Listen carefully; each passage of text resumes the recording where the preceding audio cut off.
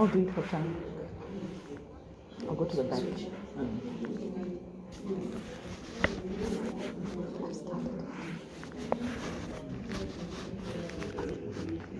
Brand.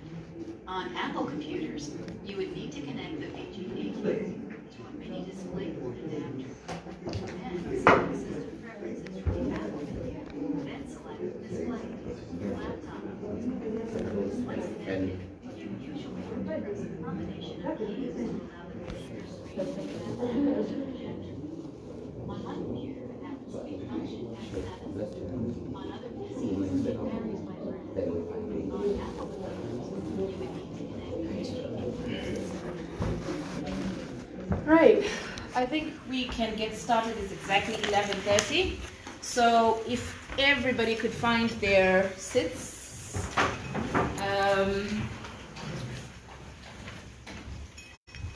Hi. I will say good morning again. Good morning, ladies and gentlemen. Welcome to what I hope will be many of these events. I'm super excited. The fact that we managed to put this together in a period of 3 days, and we've got 60+ people here. Well done to us. Growing up, I used to tell myself that when I grow up, I want to be a very powerful person. Powerful in the sense, I want to make so much money, I'm going to have a yacht, I'm going to have all these mansions, I'm going to be a very rich person. Because my mindset at that point was, power equals money. It was only as an adult, the day my mother died, I learned a very, very interesting lesson. When news spread that my mom had passed away, in our tradition, people started arriving. Our road was filled with cars, then the next road was filled with cars. It kept on going, and there was a lot of people that arrived that day to mourn my mom. But they all had something that was very common and very interesting, which educated me as to what empowerment is. One person would be like, your mom put me through school.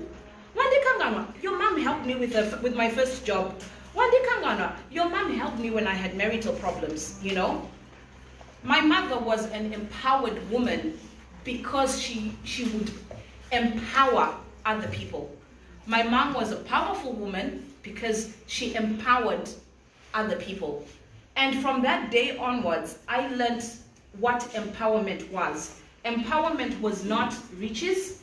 Empowerment was not the yacht, but it was the ability to be able to empower other people, which is what this platform is about.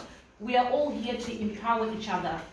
When we look at the definition of what empowerment is, to empower somebody, it's putting into, right? You're putting into, that's empowering people. And the first rule of empowerment is do not do anything that will make the next person feel unempowered.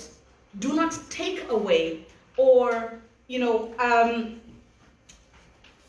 that disempowers a person, that takes away their enthusiasm, their energy in whatever they're doing with themselves through life. So today, we're here to empower each other.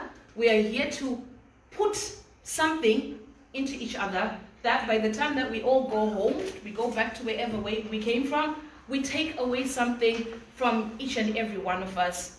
And to me, that is what empowerment is. So I welcome you guys. And today we're going to be focusing on 3 topics within the business sector. Most of you are all health and social care. How many of you are new startups? Show of hands. Nothing embarrassing about it. We've all been new starters. How many of you are now pioneers? Banema PhD in business. How many? That's a good sign. No one will ever have a PhD in business because you get to learn new things. Years ago, we didn't even have computers. We didn't know what www meant. Now we do. Now we are using technology. It's constantly and consistently evolving.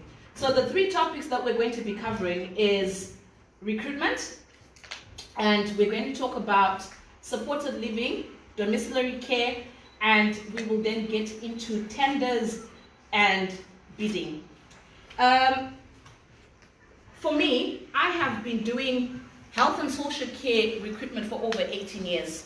That's all I've ever done, and I love it. I enjoy it. I can do it in my sleep. How many of you know what recruitment is? A recruitment agency. Can you guys? I know most of you know when you have to sign your timesheets. If you're nurses, you submit your timesheets. That's the side of the recruitment side that you guys know.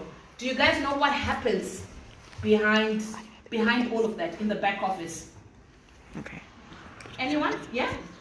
You look for healthcare assistant or nurses to cover shifts for your agency. Okay. You send them out. Okay. That's one side. One resource the shift for them. For those that can't hear her because she's got her mask on, she says you look for nurses, care assistants, support workers, and you get them to go and fill in shifts. Somebody else? Yeah? You market the business, you look for the right people that you would want to recruit. Like if it's a nurse, you're looking for the right nurse for the right place that you want to send. Okay. Same thing as she said, yeah? Looking for tenders. Looking for? Tenders. Tenders. Okay. Looking for tenders. You are going to be responsible for their compliance. Responsible for compliance. You're all correct, but you're all wrong. Recruitment is a sales job. It falls under sales. Being a recruitment consultant means that you have to be a salesperson. I get a lot of people come to me, Olinda, how do we get contracts? Olinda, how do we find nursing homes or care homes to be able to supply into? Today I'm going to teach you how you do that, right? So you need to understand, step 1, recruitment is a sales job. Can you guys repeat after me so that it really sinks in? Recruitment is a what? It's a sales job. Okay, how many salespeople are in the crowd? Has anybody done sales before? How many? Show of hands. Okay. And how does it feel when you call a client or when you're trying to sell somebody and they tell you they're not interested before you're even done with your pitch? They put the phone down on you. It's happened, right? Yeah. Okay. And when you guys have been setting up your businesses, how many of you have tried calling clients to say, listen, I've got nurses, I've got care assistants, I've got support workers, and they tell you that we are not interested. But even though you know for a fact that you've been going to cover shifts via another agency at the unit, and they're telling you we've never used an agency in the last 10 years. How many times has that happened? Yes. More times than often, right? I know the story. So, being a salesperson means you have to ask open questions. You do not pick up the phone and say to a client, do you use agencies? Right? I mean, if I was the manager, the minute you ask me, do you use agencies, it's no and goodbye. So you have to ask open-ended questions. How is your use of agencies these days? You know? But you're provoking thoughts by asking such a question. They're really like, oh, you know what, the agency that we're using, they never cover on time. You're engaging in a conversation. You're getting to know about your client. So if you understand that recruitment is a sales job, that's step number 1. So what I would normally do with a new startup, I go onto CQC's website. That's the first stop that you need to go to.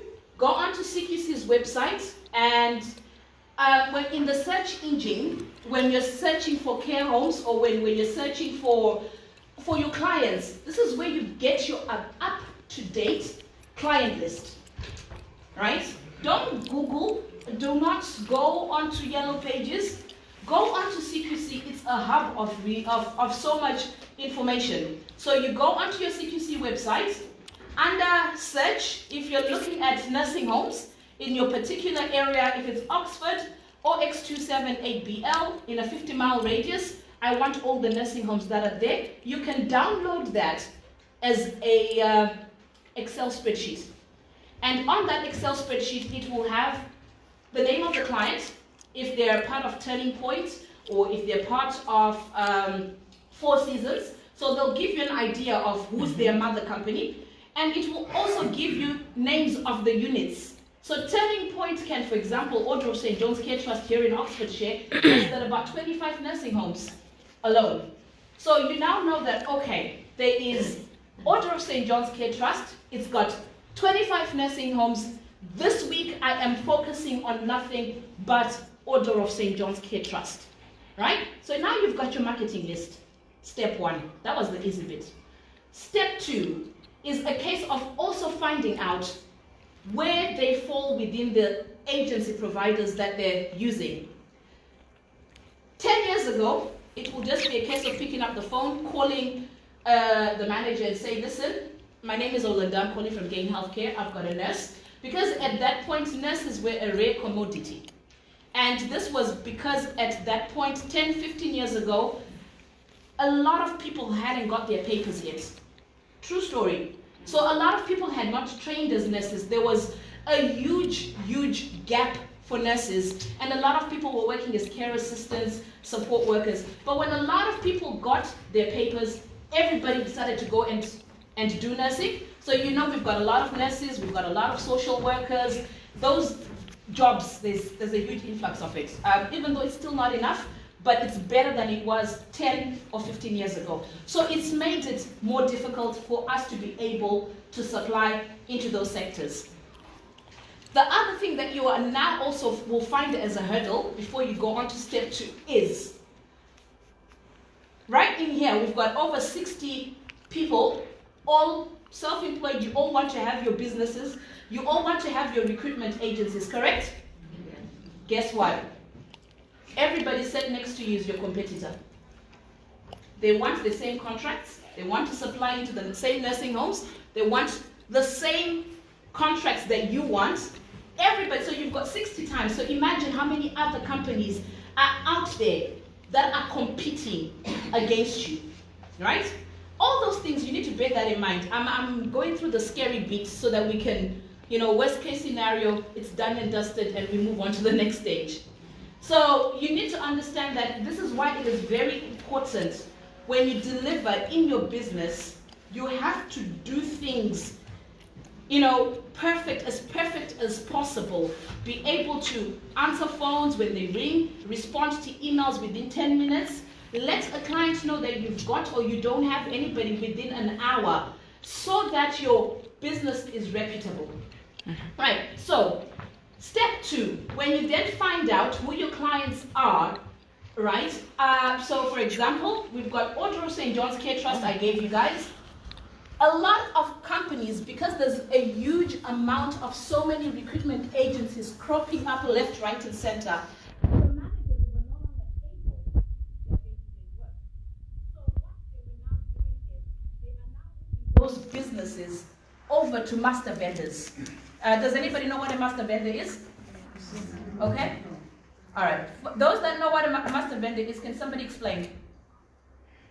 Okay. A master vendor is basically, let's say, my company, Gain Healthcare, decides to be a master vendor. We go to Order of St. John's Care Trust and we say to them, listen, your managers receive 100 phone calls every day. You are using 10,000 hours worth of agency every week, right? Let us take that workload away from you guys. We will now become the middleman. We will deal with the recruitment agencies on your behalf, and we will make sure that the rates are competitive. Basically, they're stealing business away from us direct users, right? Because the profit margins are normally, on average, most of the time, £1.50. That's how much you'll be making an hour as your profits, right? So these are master vendors. So instead of you going to the client direct, you now have this munyai in between that you have to negotiate with. And with them, these are our terms. Whether you want to supply into this particular client, take it or leave it, right? So you need to find out who your clients are being supplied through. So it could be either directly, which is where you deal with them directly, or it's through a master vendor. My experience with a lot of Zimbabwean recruitment agencies that I've dealt with, right? They do not understand what they get themselves into when it comes to dealing with master vendors. Do you guys actually read contracts? Has anybody actually gone through fine line by line to find out what the contract you're signing, or you're just so desperate for contracts, you just take on whatever comes on? That's where the problem begins. Because with most master vendors, you need to be very, very careful with what contract you sign with them. Most of their contracts or their terms of business, 90% or 98% of the time, are paid when paid. Do you guys understand what that means? Yes. They will only pay you when they get paid, right? So if they do not get paid, you will not get paid. It's a simple process like that.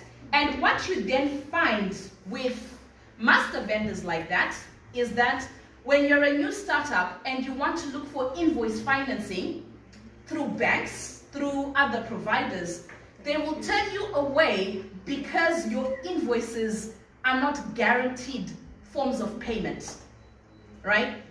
So you guys need to be able to understand those terms of business that you guys are signing. They are very, very important. And even, for example, how many of you are familiar with GRI? GRI used to be DePaul. You're familiar with those guys? Yeah. I've been supplying to DePaul since they were DePaul, before they were bought out by the American company. GRI is one of the biggest master vendors that you guys will come across. So make a note of this. This is very important. Write this down. Geometric Results International, formerly known as DePaul. With GRI, you will get so many contracts from Four Seasons, from Care UK, from Turning Point, Order of St. John's Care Trust, and those will be nationwide contracts. You will get those contracts. If you're in the industrial sector, you'll get contracts like Tesco, Asda, Amazon, all those contracts. They're all there. All you have to do is sign up, make sure that your insurance policies are exactly what they require. But you need to read the terms of business. Because what then happens, you're a new startup, and then you get all these shifts that require 50 people to go out to work. Obviously, from a business point of view, you get so excited that you have seen all these shifts and you want to get them covered, right? Week 1, you send your stuff out. The following week, you do your payroll. Week 2, you send your stuff out. You do your payroll. Week 3, you do that. But guess what? From the first week that you have supplied a member of staff into GRI, expect your payment minimally after 6 weeks. The first payment will come after 6 weeks. And at that point, you have completely run out of resources. You cannot afford to pay your staff. You cannot pay for your offices and all of this. And you've got all this money that's tied up within a contract just because you were too lazy to read the terms of business.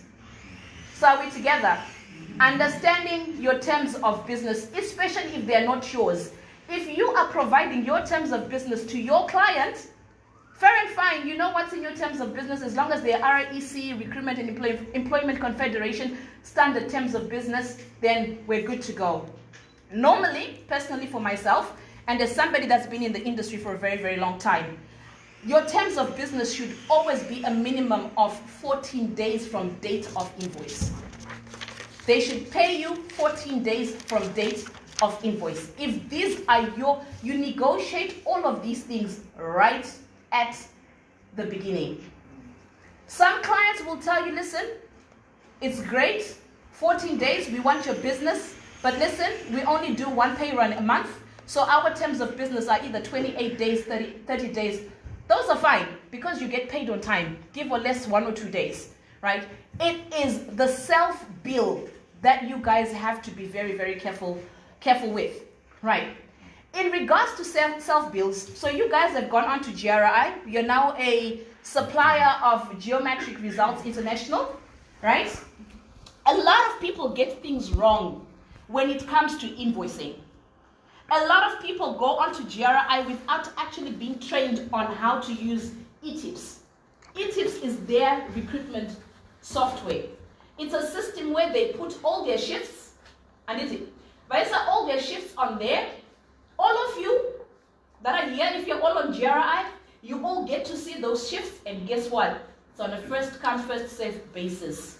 So if you're one of those that decide to go to the office at 12 o'clock and somebody has been in the office since 7 o'clock, the one that's been in the office since 7 o'clock would have covered those shifts and there's nothing left for you.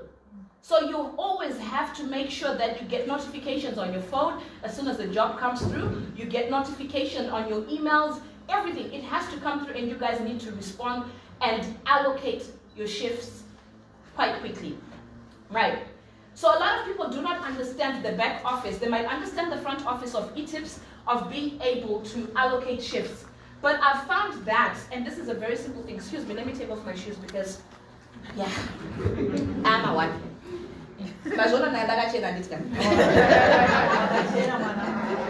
Right, okay, we don't even care about all that.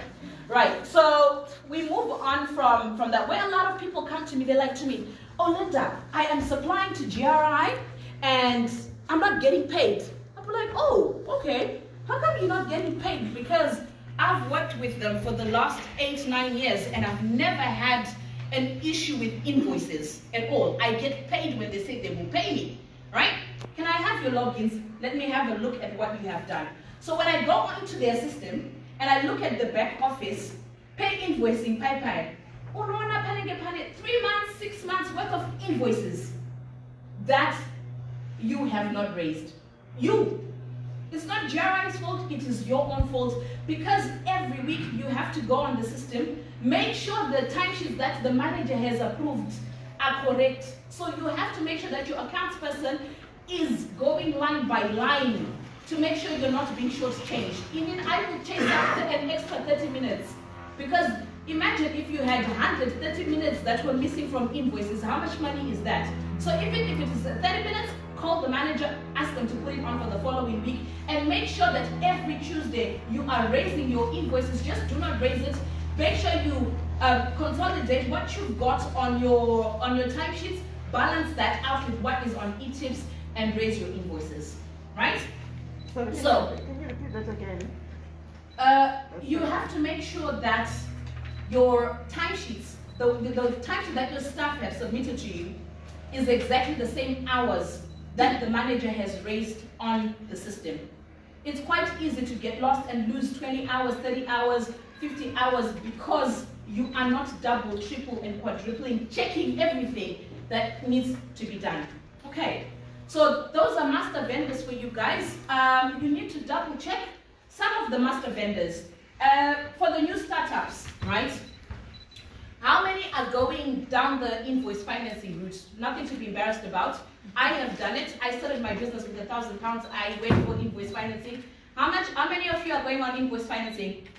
Right? Sometimes even for myself, when my business becomes too big and I do not have enough money for payroll because I'm growing my business, I still go down the invoice financing route, right? It's a safety net, right? So if you're going down the invoice financing route, right, the most important thing that you need to check is get your client's credit checked.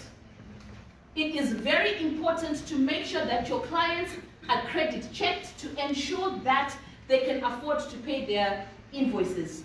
If their credit scores are really horrible and they've got a bad payment history, you are within your rights, and this actually happens. You are within your rights to say to the nursing care home or whatever, listen, we really want to supply you with nurses, but we need payment in advance.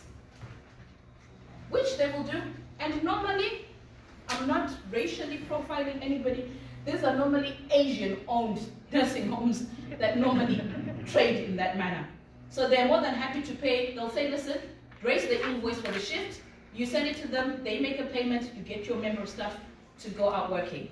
But going back to the master vendors, right? GRI, Geometric Results International, is not being funded by any bank, by any invoice finance company. only because of one reason. They chose not to make their financial status public. So they cannot check on the financial standing of GRI. They cannot do a credit check on GRI. Even though it's worth half a billion, but they just will not touch it. And this started 2014, 2015. So GRI, if you're supplying into GRI, there is a trick to it, and I will tell you how you get your money quite quickly, right? You need to send an email to their accounts department and say, listen, I'm Olinda, I'm from Gain Healthcare. You have to first supply to them. We're currently supplying you with stuff, but for us to be able to continue supplying you, can you please put us on an early payment settlement? Write that down. Early payment settlement. What does that mean? Does anybody know what that means? Early payment settlement? Okay. Basically, you get paid after 3 days of raising your invoice. But there's a catch to it.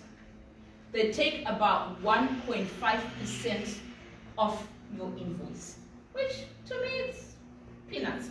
And it's actually cheaper than getting your invoices funded by the bank, because they will charge you 4%, 3%, and all that. Do we agree? Yes. So most of my business, I've got clients like Turning Point, they're all on early payment settlements because, listen, you want me to supply you with my stuff, you are in a pickle, I've got the stuff, but I need to be able to pay them, put me on an early payment settlement.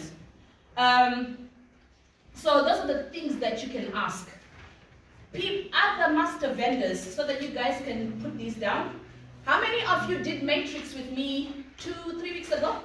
Okay, tell Matrix Linda. I'm disappointed. How many? 1, 2, 3, 4. How many have been approved? Why? 1, 2, 3, yeah? 4 have been approved. Wow, okay. I'm really, really disappointed. Okay, so you find that there are master vendors like Matrix, there are master vendors like Commensura, there are master vendors like Makawanda Sterik, but I'm giving you names of the big players that you need to get into. Commensura has got quite a lot of their clients on early settlement payments. So that's another one to go to, but the funny thing is Commensura doesn't have that much work, right? Okay.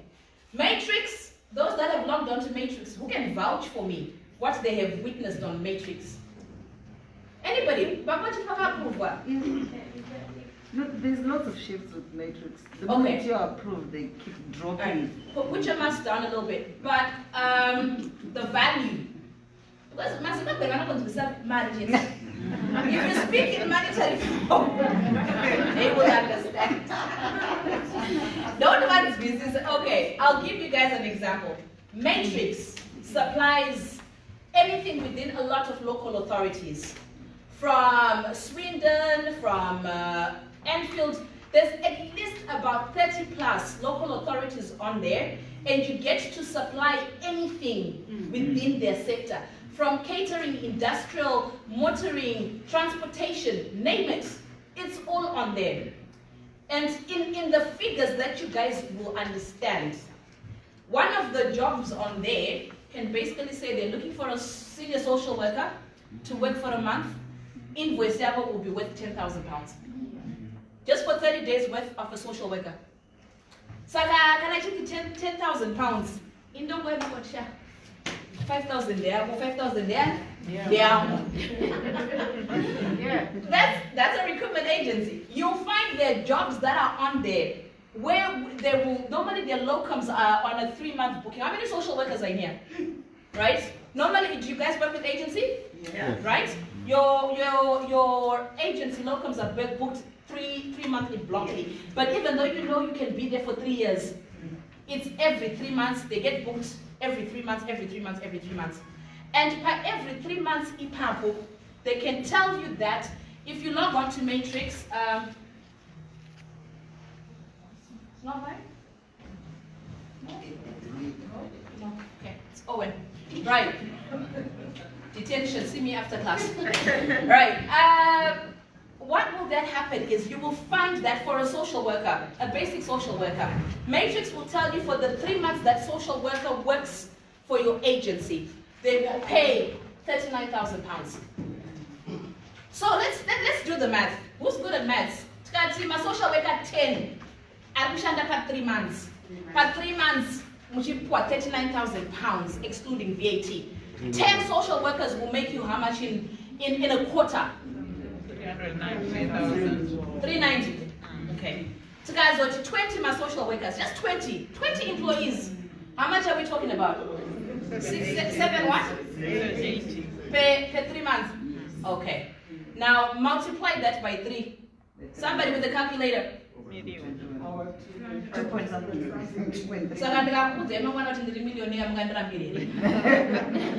It's simple mathematics. It's simple mathematics. You understand? It is simple mathematics. Work smart, not working hard. You know, that to me, that is my principle. Work smart, not work hard.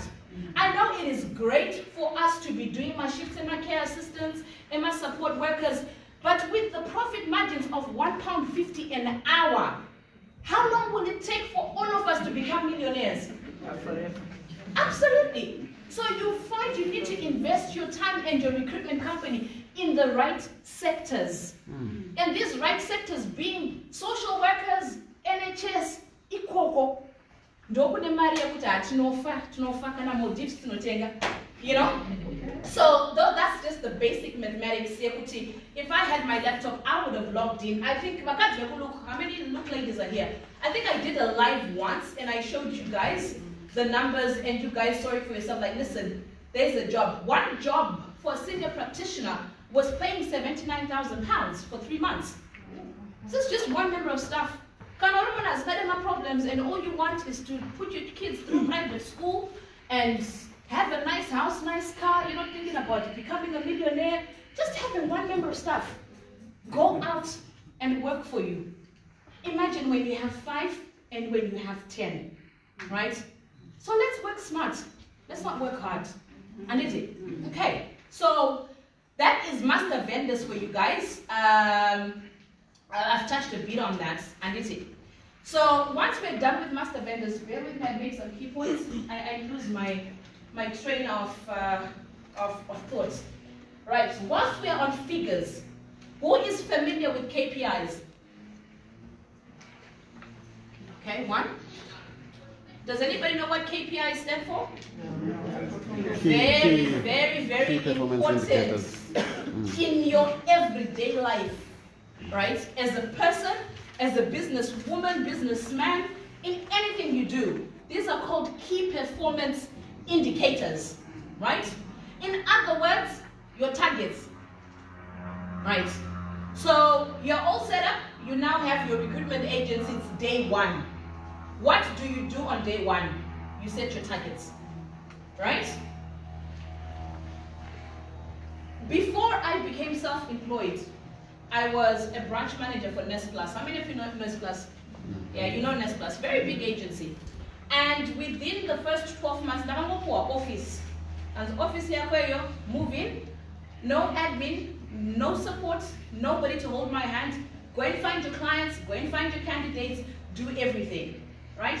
I had to sit down and plan how I go about delivering the targets they gave me. All they said to me was, week 1, you need to make £5,000.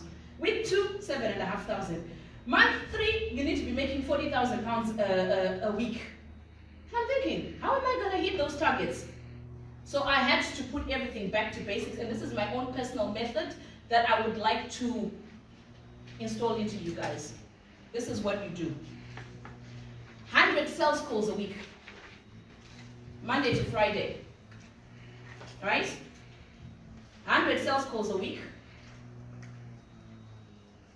No, I lied. 50 sales calls a week, not 100. We're overdoing it. 50 sales calls a week, and it's Monday to Friday. But guess what? 50 sales calls sounds like it is a lot to be picking up the phone and calling and speaking to potential clients. You break it down to 10 calls a day. Because what I want you guys to be having is meaningful conversations. Not just, making it a routine where you pick up the phone, you're calling, it becomes like a script. 10 calls a day. But guess what? You still break it down. 5 in the morning, 5 in the afternoon. And the key times to call are very, very, very important. Don't call at 9 in the morning. Manes,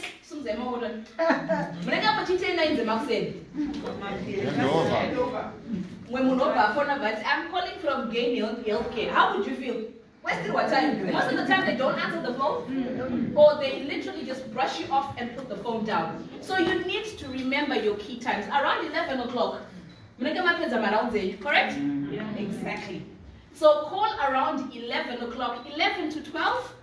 That time is normally a downtime for a lot of managers, deputy managers, team leaders, nurse leaders, whatever they're called, whoever deals with the rota. It's a downtime for them. So make sure your phone calls, your business development phone calls are done between 11 and 12.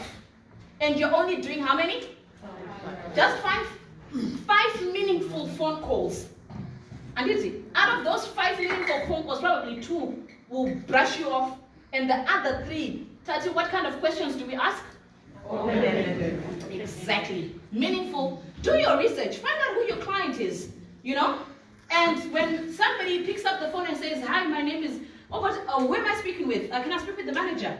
I come on the phone. Who am I speaking with? You're speaking with Olinda. Refer to that person by name. Hi, Olinda. How are you this morning? How was the weekend? Oh, my weekend was great, you know. I was in the garden. You're warming up the conversation. Because you're actually speaking with a human being on the other end that might be possibly having a very, very horrible day, and just having a 2-minute laugh with you might make you stand out from the rest of the other agencies that call and are proper salespeople on the phone. Right. Your afternoon phone calls. What is the key time to call? Afternoon. Anyone? Guess? 2 to 3. 2 to 3. People are coming from lunch and they're still digesting their food. From 3 till 4 o'clock. 3 to 4 o'clock is that time when people are thinking about going home. And they're not really doing that much work. Possibility, they're having conversation with their colleagues, or it's their downtime yet again, waiting for 5 o'clock and for them to be able to go home. So your other 5 phone calls are done between 3 till 4 o'clock.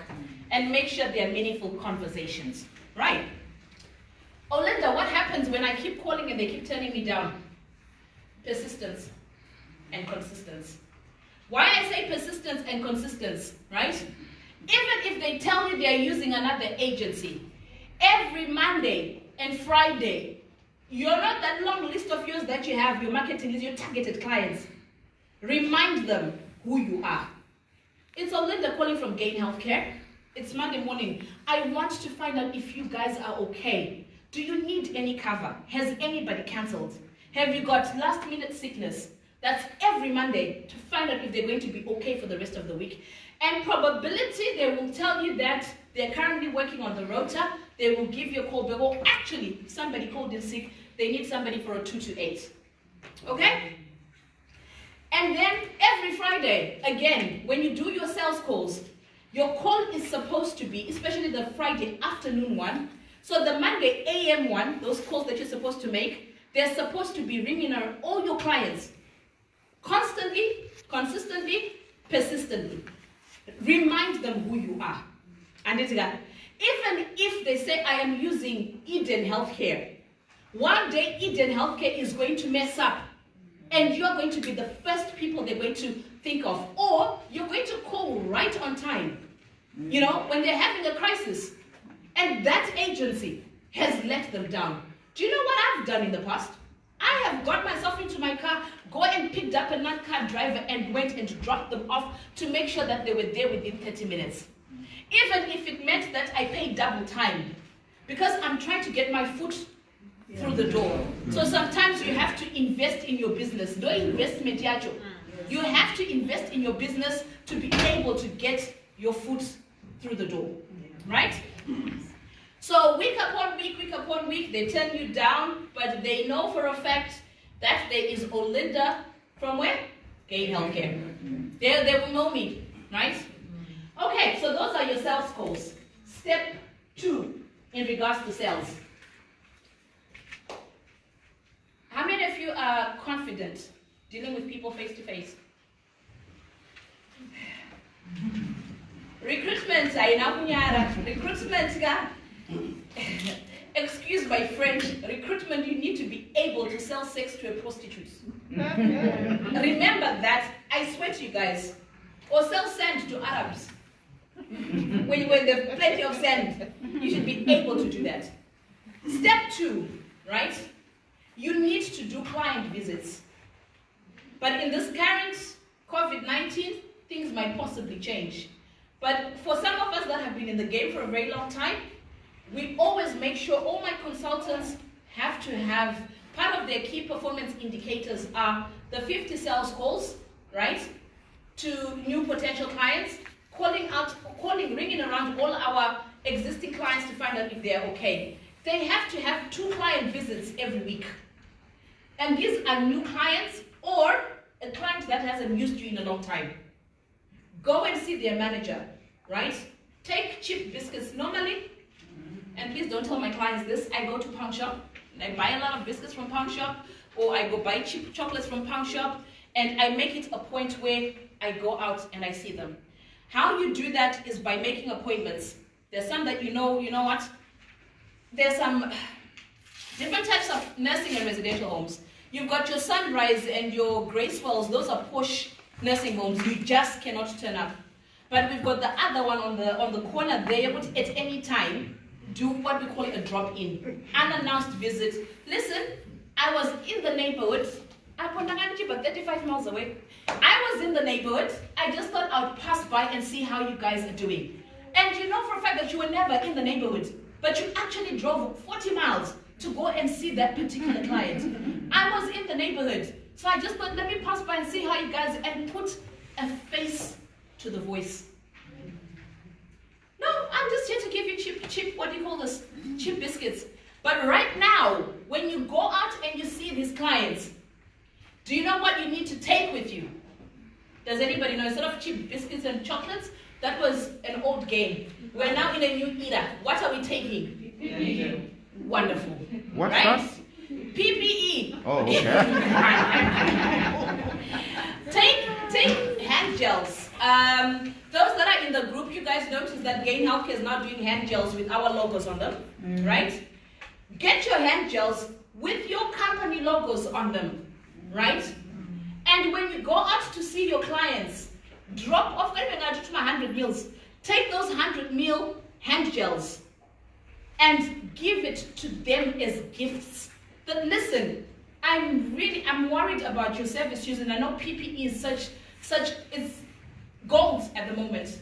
I've got a few spare masks. I've got a few aprons, disposable aprons. I've got some hand gels and all this. There you go. That manager will love you. That manager will marry you. Right? Because right now PPE is the most hottest commodity you could possibly have. I know it costs a lot, but a box of 50 face masks is like 20 pounds or less. Right? Hand gels, 250 mils is £2.50. So imagine if you're how much you're just investing in your marketing. This is your marketing material, right? Instead of your pens, your mugs, your calendars, what everybody else is doing. Because how many of you, be honest, how many of you are doing pens, mugs, and t-shirts and all that for marketing? What are you guys using for marketing, or you don't have anything? I took some flowers to one of my clients. Okay. Just a flower, the one that lasts for long. Okay. Yeah, I took that one for my first assessment. That's very sweet. I really appreciated that. Okay, what else are you guys doing? It's okay to say, listen, we're doing pencils and pens and mugs like everybody else because we've been there. But it's a case of always think outside the box. You know, when there was a group that was given a diagram, so you can draw without lifting the pencil. Do you know what they had to do for them to touch all points? They had to go outside the frame. So sometimes you have to think outside the box. You have to think, what else is everybody else doing? Because remember, recruitment agency, 60, right? And this is just the Zimbabwean community. And remember, that couldn't make it today and all that. And there are other, we've got from the white community, Nigerian community, South African community, name it. So there's so many agencies that are out there. So you have to think outside the box. And is it? So these are your key performance indicators. Sit down with your teams, put targets in place. And targets are not meant for you guys to be militant. No. Key performance indicators are there as a support system to yourself, as a support system to your staff. The questions that you ask is, we have put these KPIs that you're supposed to be doing 50 sales calls every week. And you notice, because they have to give you written reports, you notice that your consultant is only doing 20. The first thing you ask them is, how come you're not hitting your targets? What can I do to support you?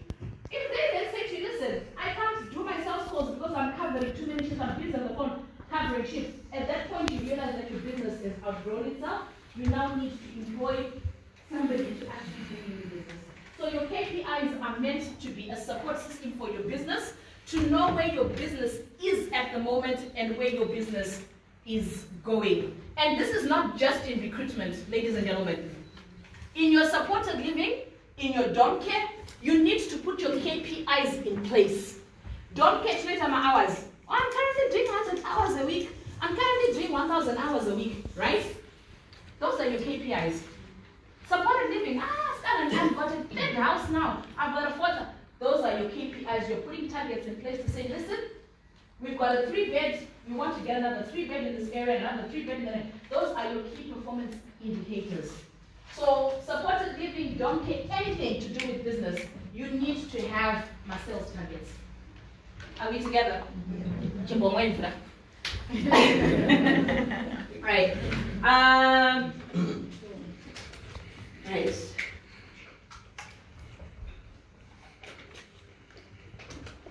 So we've covered marketing, we've done sales, we've done drop-ins, we've done customer service, sales, KPIs, we've done master vendors. Next step, I know a lot of you guys don't like hearing this word. It makes you run for the hills. Compliance. Compliance, compliance, compliance, compliance. Can anyone tell me rule number 1 of compliance? No. Our biggest weakness. Our biggest weakness. Rule number 1, when it comes to compliance, Zimbabweans, what's the first thing that you all do wrong? Or most of you. I will not say all, but I'm not in that category.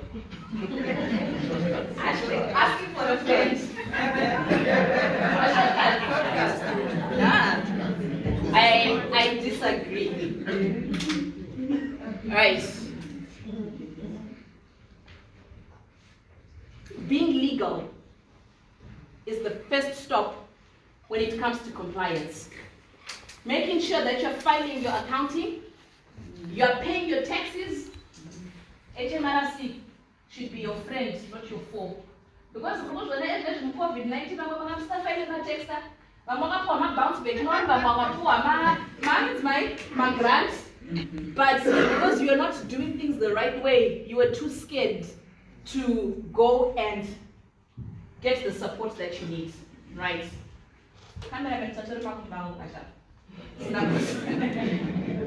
Right. Legality, and this is a future lawyer speaking, make sure everything you do holds up in court. Everything you do holds up where? In court. Because you might find yourself there sooner rather than later. And the first thing that we get wrong as Zimbabweans, and I'm an empathy. I'm an empathy because I empathize with a lot of people's struggles. That's what an empathy is. But we need to stop employing. I'm sorry, I'm not going to mince my words. I'm not going to beat about the bush. but if I'm actually going to empower you. Because that is one of the very, very first steps to destroying your business. Right? Those that know, what is the fine for each person that you're found employing without the right documentation? 10,000 pounds. Remember 10,000, eh? Because 10,000 is a lot of money for you to be paying just because you empathized with somebody's situation. Your business is your baby. You struggle. But when you need to raise money, to start up your businesses, you've had to work shifts day and night to start that up, right? So why risk your business then? Why risk what puts food on your table?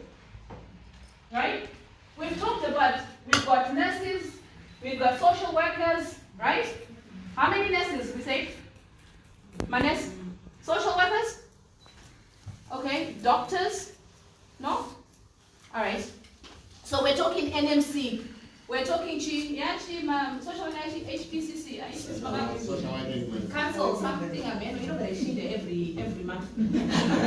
Right? Those are your pins that you have. That's your safety net. They put in case business is you're doing illegal things, you're no longer a person of moral standing. Do you think you're going to retain your pin? 3 years of you doing your degree or your master's again down the drain. So I'm sorry to say, as much as you need staff to go and cover for you guys, do not, I will repeat this, do not employ anyone that does not have the right documentation. And let's operate our business legally, and let's operate our business with the mindset that 10 years from now, our businesses should be fully functional. If we're not operating my business, my hit and run. And alright, I'm sorry if I hit a nerve, but like I said, I will call a spade a spade. Okay, so compliance. So we've talked about the legal side of the business, making sure your businesses are operating legally. What are the most basics that you need to make sure that your business is operating legally? The most basic things. Insurance. Before insurance. Company registration. You need a company house number. You know? Young ladies and then sort of 0849137. Very important. Company registration. So get your company registered. And then we're a recruitment agency. We are a supported living company. We're a DOM company, right? Which means that every day we're going to be involved in collecting what? Data. All right. So what's step number 2? ICO. What is ICO? International cheese.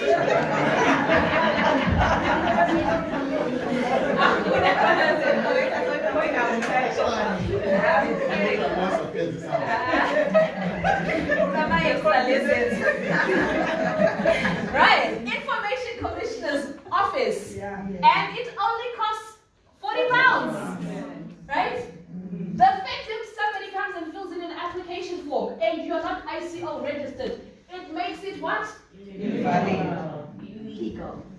GDPR, data protection, and all these things, momentum new registered manager, new registration, CPC, all those things, you are asked about your data protection, right? Confidentiality, it is very, very important. So go on to ICO.org. Somebody Google that is .org. Yeah, ICO.org. Register yourself as a limited company, or I don't know, whatever your legal standing is. Get your registration done. I know a lot of you guys say, Puti, you've got your own businesses and you've got, how many of you have got registered companies? Okay. Guys, free world, registered companies. And now show of hands. I'm going somewhere with this, okay? And how many of you are ICO registered? Yeah.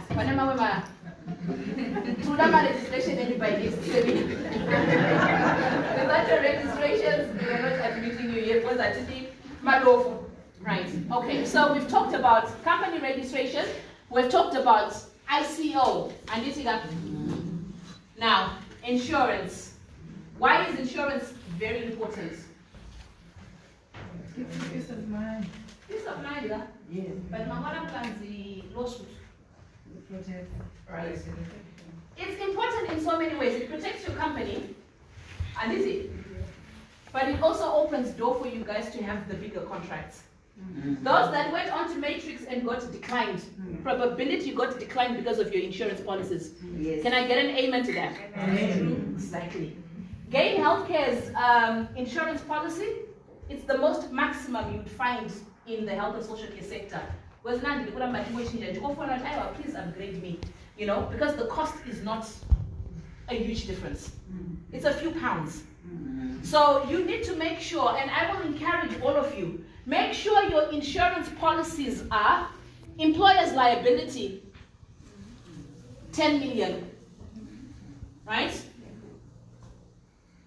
Public liability, 10 million, right? And then professional indemnity, 5 million. Okay.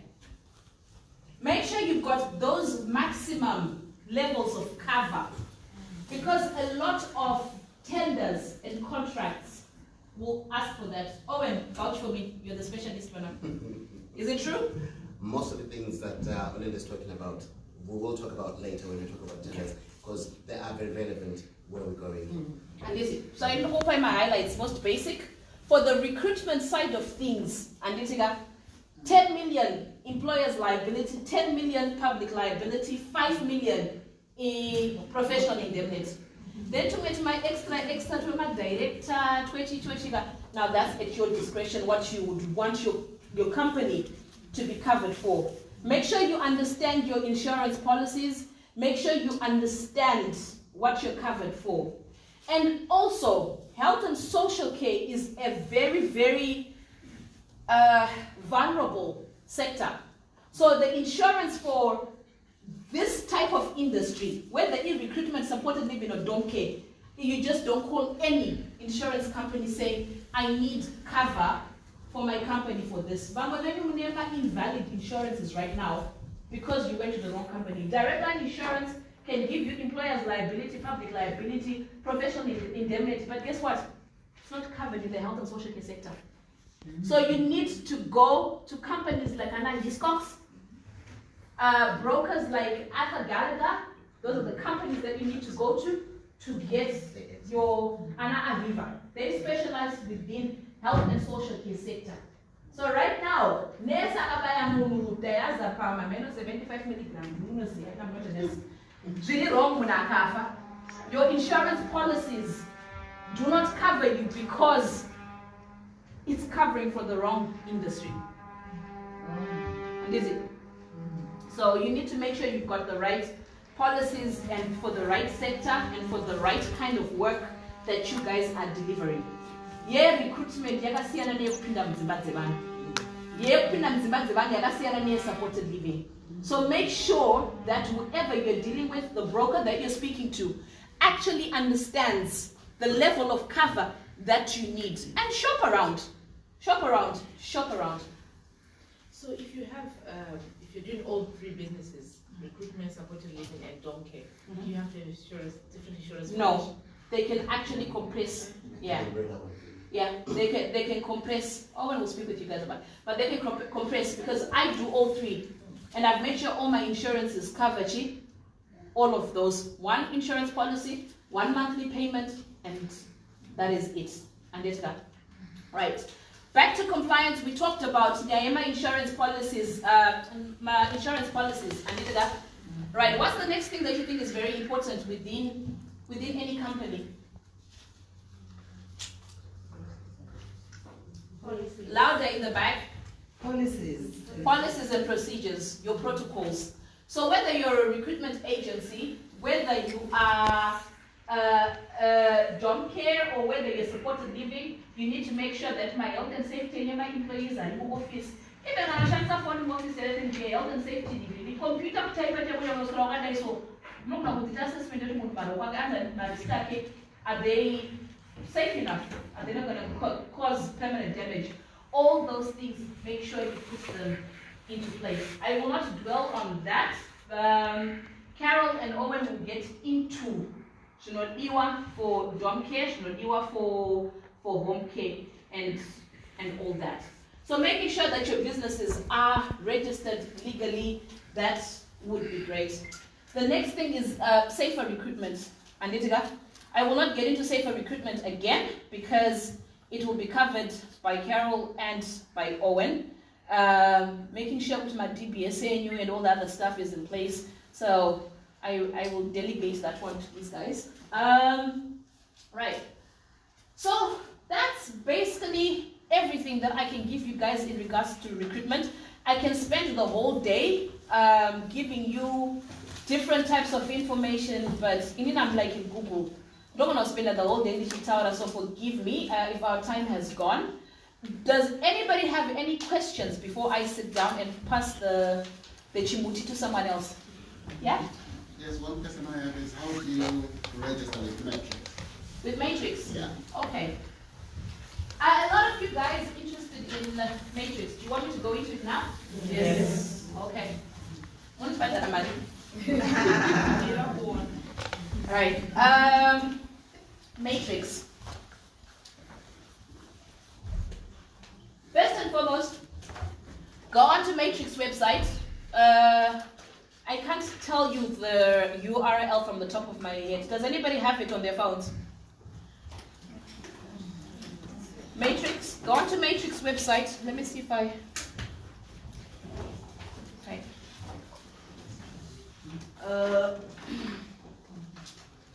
Let me see if I can find it.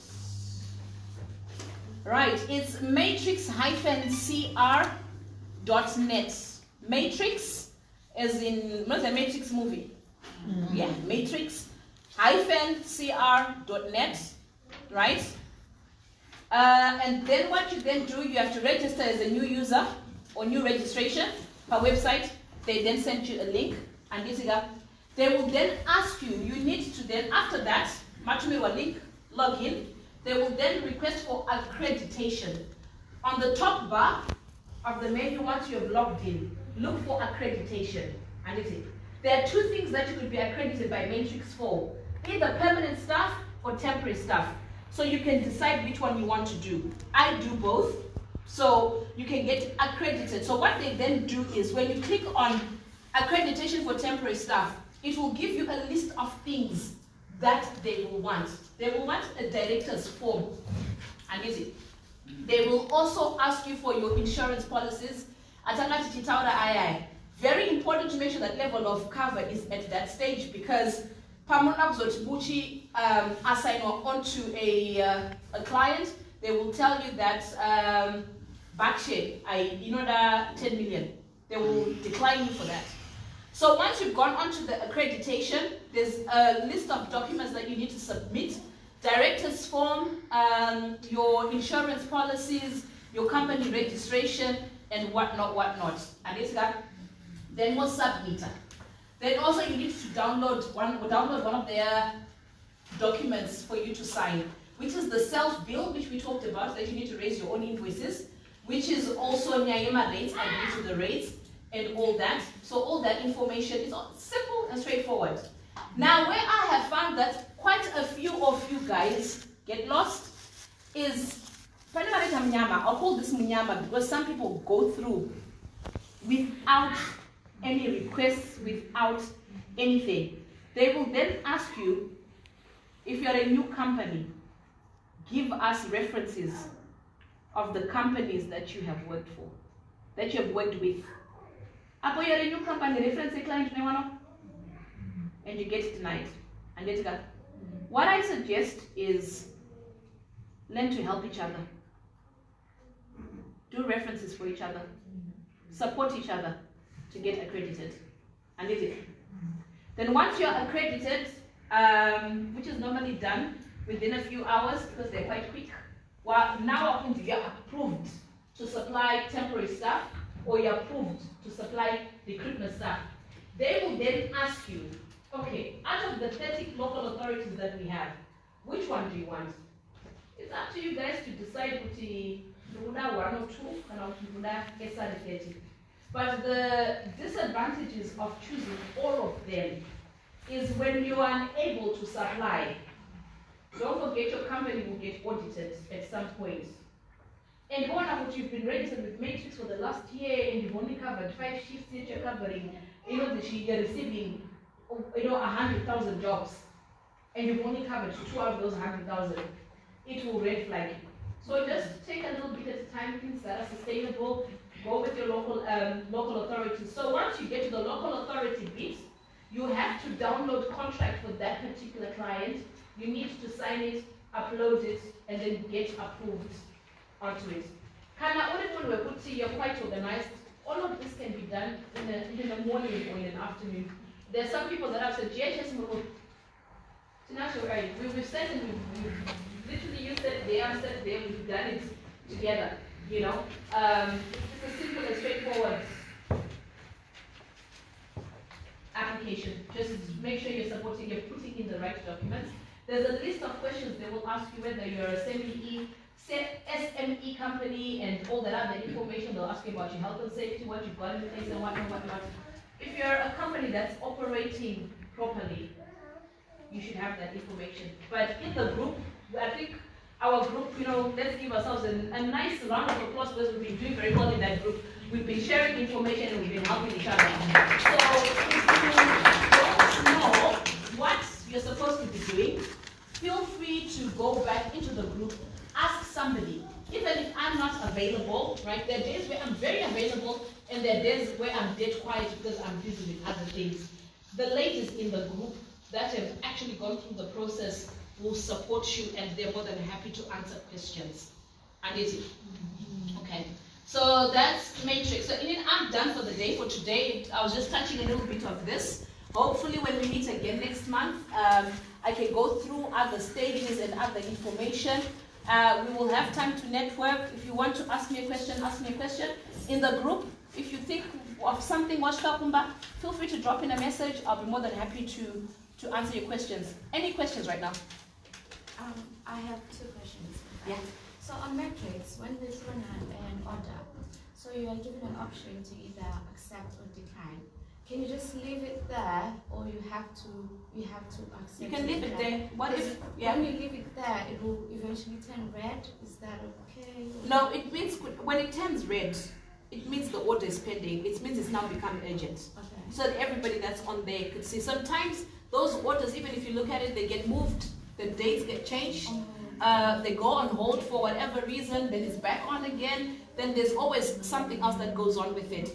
But once a vacancy is put on there, you've got the candidate, it will say you accept and then create a new candidate. So you then have to go on there and put in your candidate's details. It will give you a list of what their requirements are for that particular job. And it will even give you details of pay rates. You've got your pay rates on PAYE. They'll give you pay rates as limited company or umbrella. It's very helpful. All the information is on there. Make sure you guys are reading even the job descriptions, the requirements and where the job is, so that you've got enough information to put out there. The other thing that I need to highlight quickly, recruitment. I didn't talk about the recruiting side of it. When you go for candidates, do not waste your money on Indeed. Ladies and gentlemen, do not waste your money on Indeed. Indeed is misleading people. There was once upon a time I used to do almost all my recruitment on Indeed. As a one, you'd have thousands and thousands of applications. But now, I personally feel this is what I envision in my head, and I'm a very imaginative person. I've got this idea of somebody sitting in an Indeed office with a button that they decide to switch on and off. Have you noticed that? Switch on and off. All of a sudden you can get so many applications, the next thing you know it's dead. Then they tell you, you have to sponsor your job. Right? Okay, I've gone on there and I've sponsored jobs and then nothing happens. Then I ask them, then I go and I create a new account. Right? I create a ghost account. And then put the same job. All of a sudden there's so many applications coming through. But for your company, because they now know that Gain Healthcare is willing to sponsor their job, They will tell you, okay, you sponsored your job, you put it down as £5 a day. Somebody will switch it off and say, increase your sponsorship so that you can get more views. It's ridiculous. You cannot, especially when you've got hundreds and hundreds of vacancies, you can't be paying £5 for each vacancy and still not getting a response. You understand? So do not use Indeed. Okay, Olinda. So where do we go? Question? No. Just Edition. Also, that's a good thing for people that are going directly to look for clients. So rather than to see that is a job site and job portal or whatever, you can also see different clients there. Oh yeah.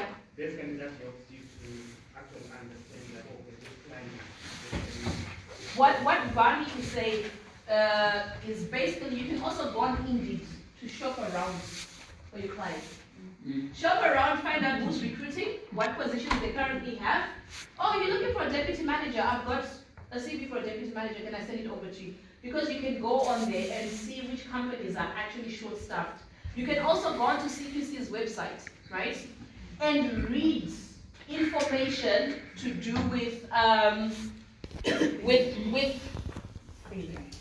their failure, because sometimes staffing could be the reason why they have failed their CQC rating. So go on CQC, go and read to me that's my light reading. Instead of reading Makua, read it on my CQC.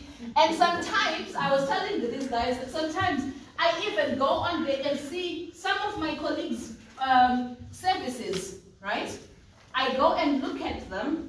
You know, when somebody's saying, you know what, I can help you with policies and procedures, I can help you start your care agency, I can do this. CQC, sometimes people have had their money taken or wasted or whatever.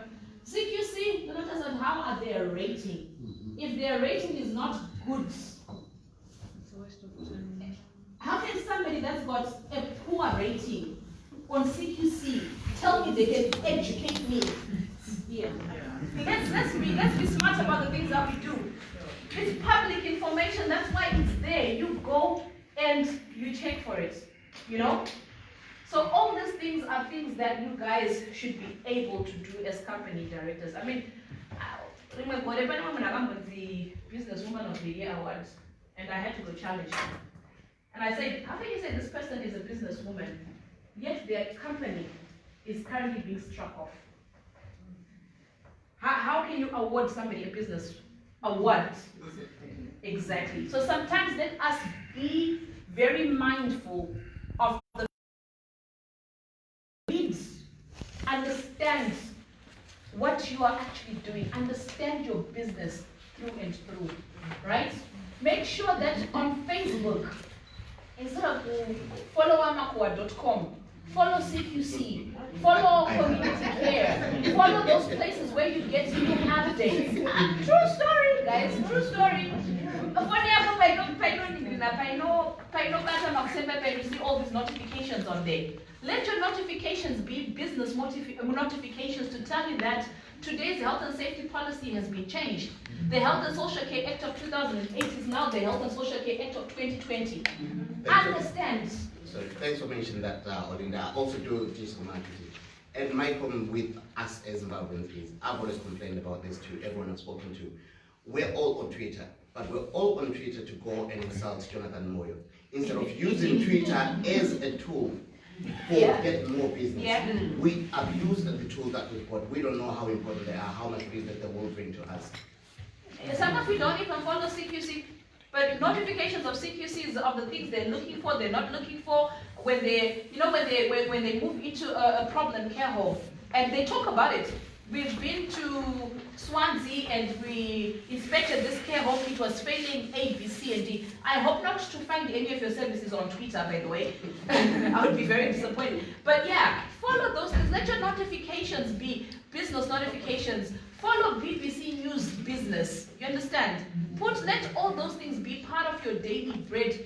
Educate and empower yourselves to be able to stand on your own 2 feet, not constantly say, can I have this policy and procedure? Can I have this? I tell people, listen, I use QCS. for my policies and procedures, that's where I go to. I pay 2,000 something thousand pounds a year, or it's 200 pounds, what do you call it? But guess what? I am at the liberty of sitting down, reading the policies and procedures at any given time, because there are so many of them. Somebody asked in the group, how often do policies and procedures get updated? I sent a screenshot from my phone that said that in the last month, 51 policies had been updated.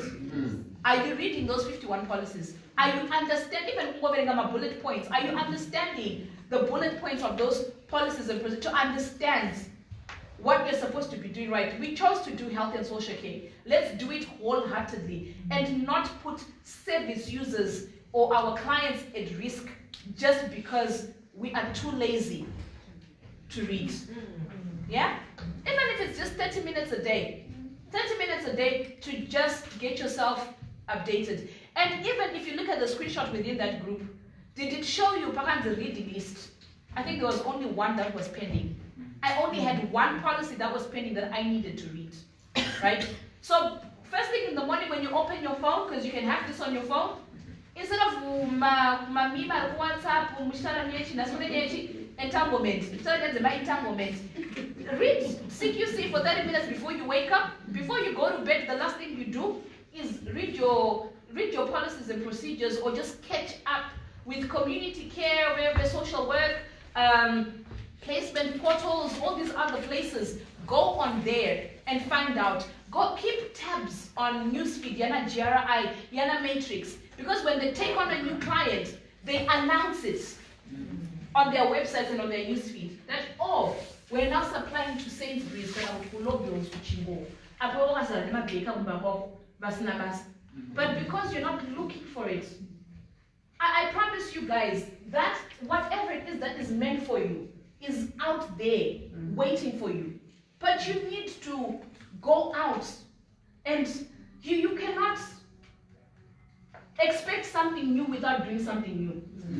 You can't keep doing the same things over and over and over again and expect something new from it. If Terrace, be able to come, network. Right now we're sitting here, you don't even know, maybe it's a commissioner. We're supported living. But because you not that too much, you can't go and say, hi, I'm Olinda. This is my business card. Oh, what do you do? Find out from the person sitting next to you who they are, what they do. And this is you're a nurse, and this is which is a problem in any green service user, might have an incident report left, right, and center. Right? Your house is burning. Social work. Sure. I'm sorry. What am I supposed to be doing? How do I make this right? But you can't go for help when you don't ask for help. You can't go for help to a total stranger because you're not building relationships. Amen. By the end of the day, you've got 59 people to network with and see how they can support you. And I've always been saying this, even as women. I'm sorry, gentlemen. I'm still warning. I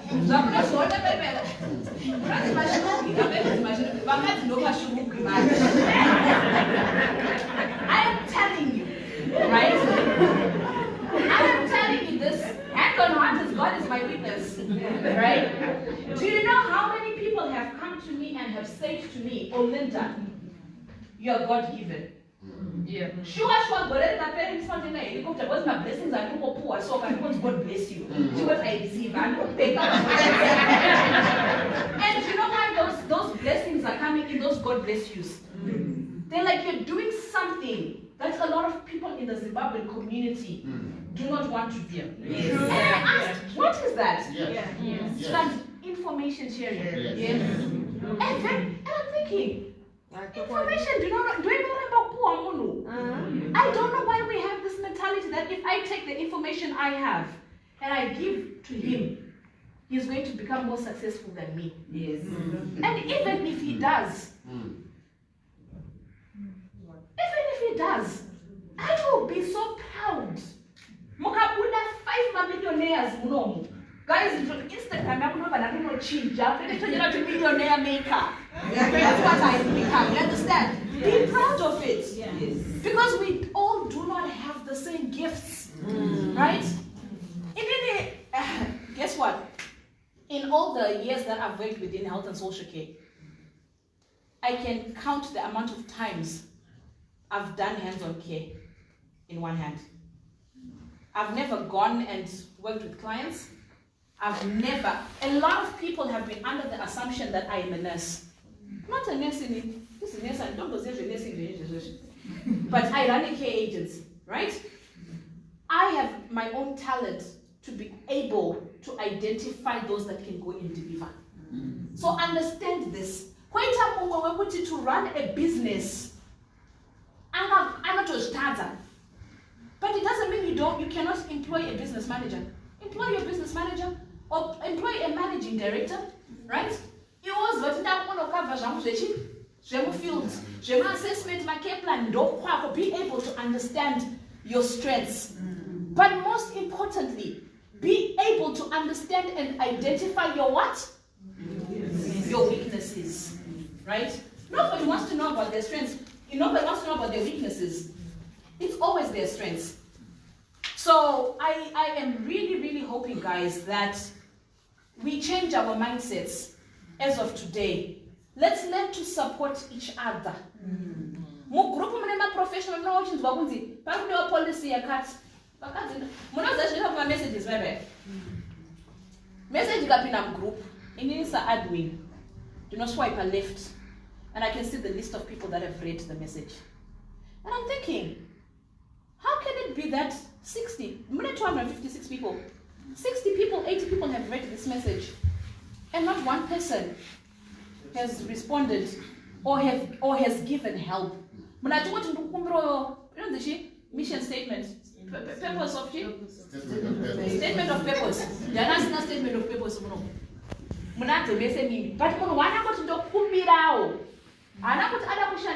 They want to see what it looks like, what information they can put in it to make it look like theirs and reflect their own company.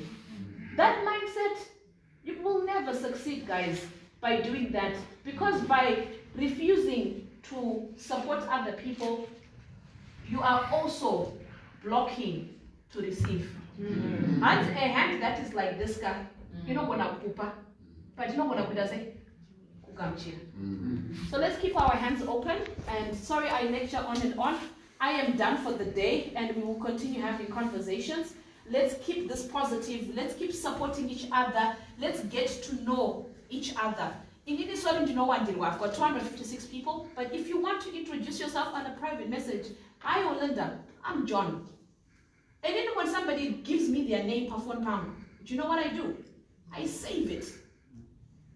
Johnny Mingi, not of the last name. I think it's in the group of the what's your last name? Johnny Nyabayaro, whatever, from this company, Lobanda safe, right? That person, with the minute you save a number, the person does not become a stranger to you anymore. Save a number, that person is a stranger. Come to a private message, and it's right? If you are looking for a tender that you guys want to work on, and you're struggling with it, guys, I need help doing this tender. Even if it is 1 page a day. I've called enough people to come and sit with me in my office and and do tenders with me. I knew nothing about supported living, but I got in my car. And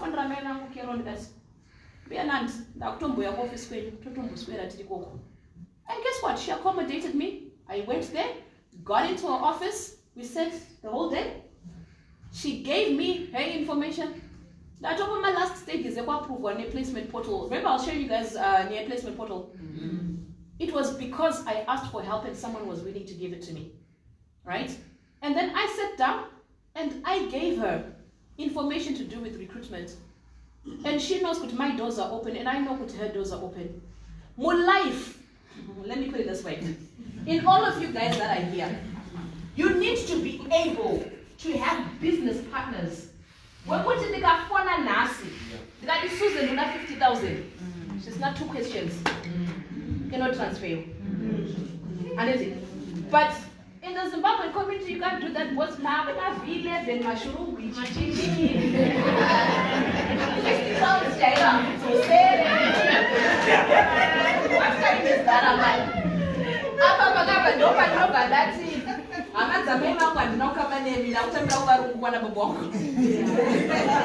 you know, 50 pounds later, I hope I don't see any of you guys there. But like I said in the beginning, empowering each other. It's the meaning of empowerment is putting into, right? Even person whereby I like to know everything. If you don't know how to do a website, call me. As long as you landing page, company on a website, shagara pasted a website. Yes, there was a polish website, but put you up for now, like I said, right? Stop being stingy with your information. I don't know what you're watching information. I don't know what you're tonight.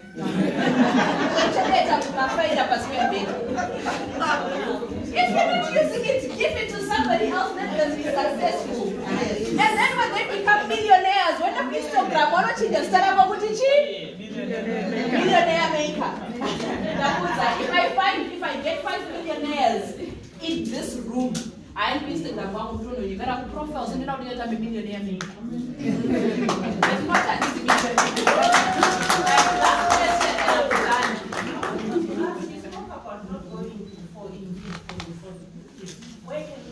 All right, okay, sorry.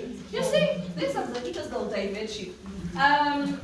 We're talking about the platforms you need to go to for your staffing. So are we in agreement? Indeed, Mashurubi, leave them alone, right? Indeed, and even an CV library, they will bait you with free search, and they will call. Again, that's a great example of if you as consultants make such phone calls like Indeed and CV Library and those guys that are trying to sell something, I'll be impressed. Now that's a new level of, you know, they will not allow you to come off the phone. If you tell them, call me next week Monday, 9 o'clock, 8:59, first ring will be going through. And is it? So the places that I have found that works well for any of my businesses in regards to recruitment at the moment is Facebook. Create your pages on Facebook. And create your pages on Facebook. And also Google Jobs. And is it? Vary in the WhatsApp group, the original members, do you remember when I started up the cleaning company? What did I ask for? Reviews. So for those that were not in the original group, I started a cleaning company, and what I then asked for, because a lot of people about Mungwesa, when they're looking at businesses to go to, they look at the reviews. Everybody goes, whether it's a restaurant, whether it's anything, they read the reviews. So I went into the group and I asked my network of very supportive women, Kuti, listen, I've just put my company onto Google Ads, but I want it to be optimized and I want to be one of the highest search results. But I also need reviews. I gave them all a link, and I had 100+ people go and give me 5-star reviews. So little things like that, when it comes to your marketing and your business, also go onto your Google Ads, ask us to put reviews for your businesses, and so that we get nothing but my 4.8, 4.9, 5-star rating, so that our business becomes tangible. So Facebook.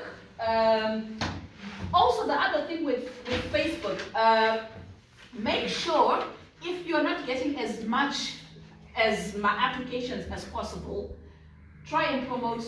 Facebook gives you your money's worth.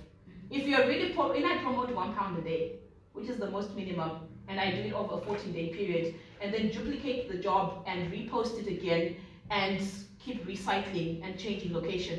The good thing with Facebook is you can post as many jobs as you possibly want or as you possibly can, as many times as you want to. So the first time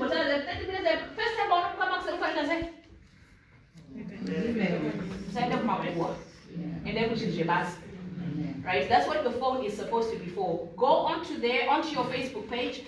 Onto Facebook.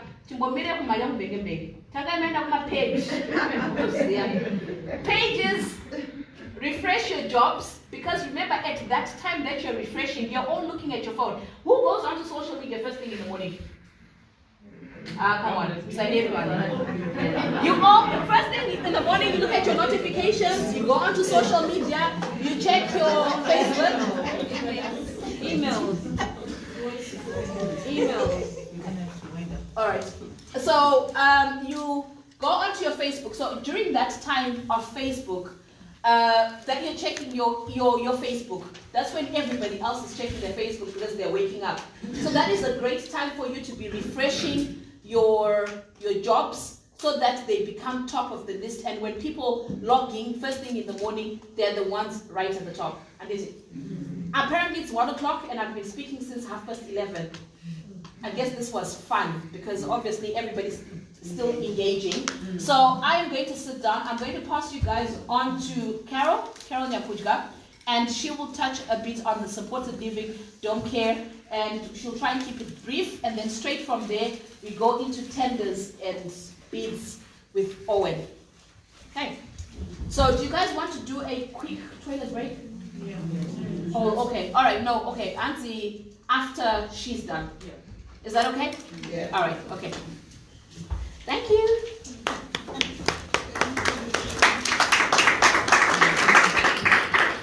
Wasn't that just amazing? And some of you that know Olinda will probably know her in different circles, and you'll have a different perspective of who Olinda actually is. But I'm really, really pleased to be able to stand and testify of this side of the woman that we have. And I think as women, sometimes we look at each other from a very peripheral sort of perspective, and we don't wait, and we're not patient enough to be able to understand the person behind the veil. My name is Carole Nyakudya. Some of you may or may not know me. I work with the Simple Life TV family and do a lot of community work there. In my private life, which I don't usually talk about, and obviously thanks to Olinda who's come and dug me out to come and speak about it. I'm a director of a healthcare company called Lorac Healthcare, which was established in 2013. And also Lorac Foundation, which is a charity that was established in 2008. And so, before we go anywhere, I usually do not like to speak to a room of people that I do not know. For the fact that I could speak down to somebody that has a lot more knowledge than I do. Today is a day that I've had opportunity to be here to speak to you.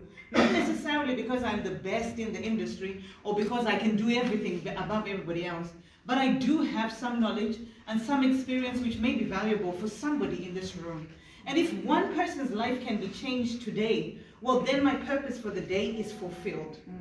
Yes? And that to me is my vision and the way that I live my life. And if we can have a moment and a purpose that we can be able to believe in each other, in spite of the stones that we throw at each other, which are many stones, many whirlwinds. But guess what?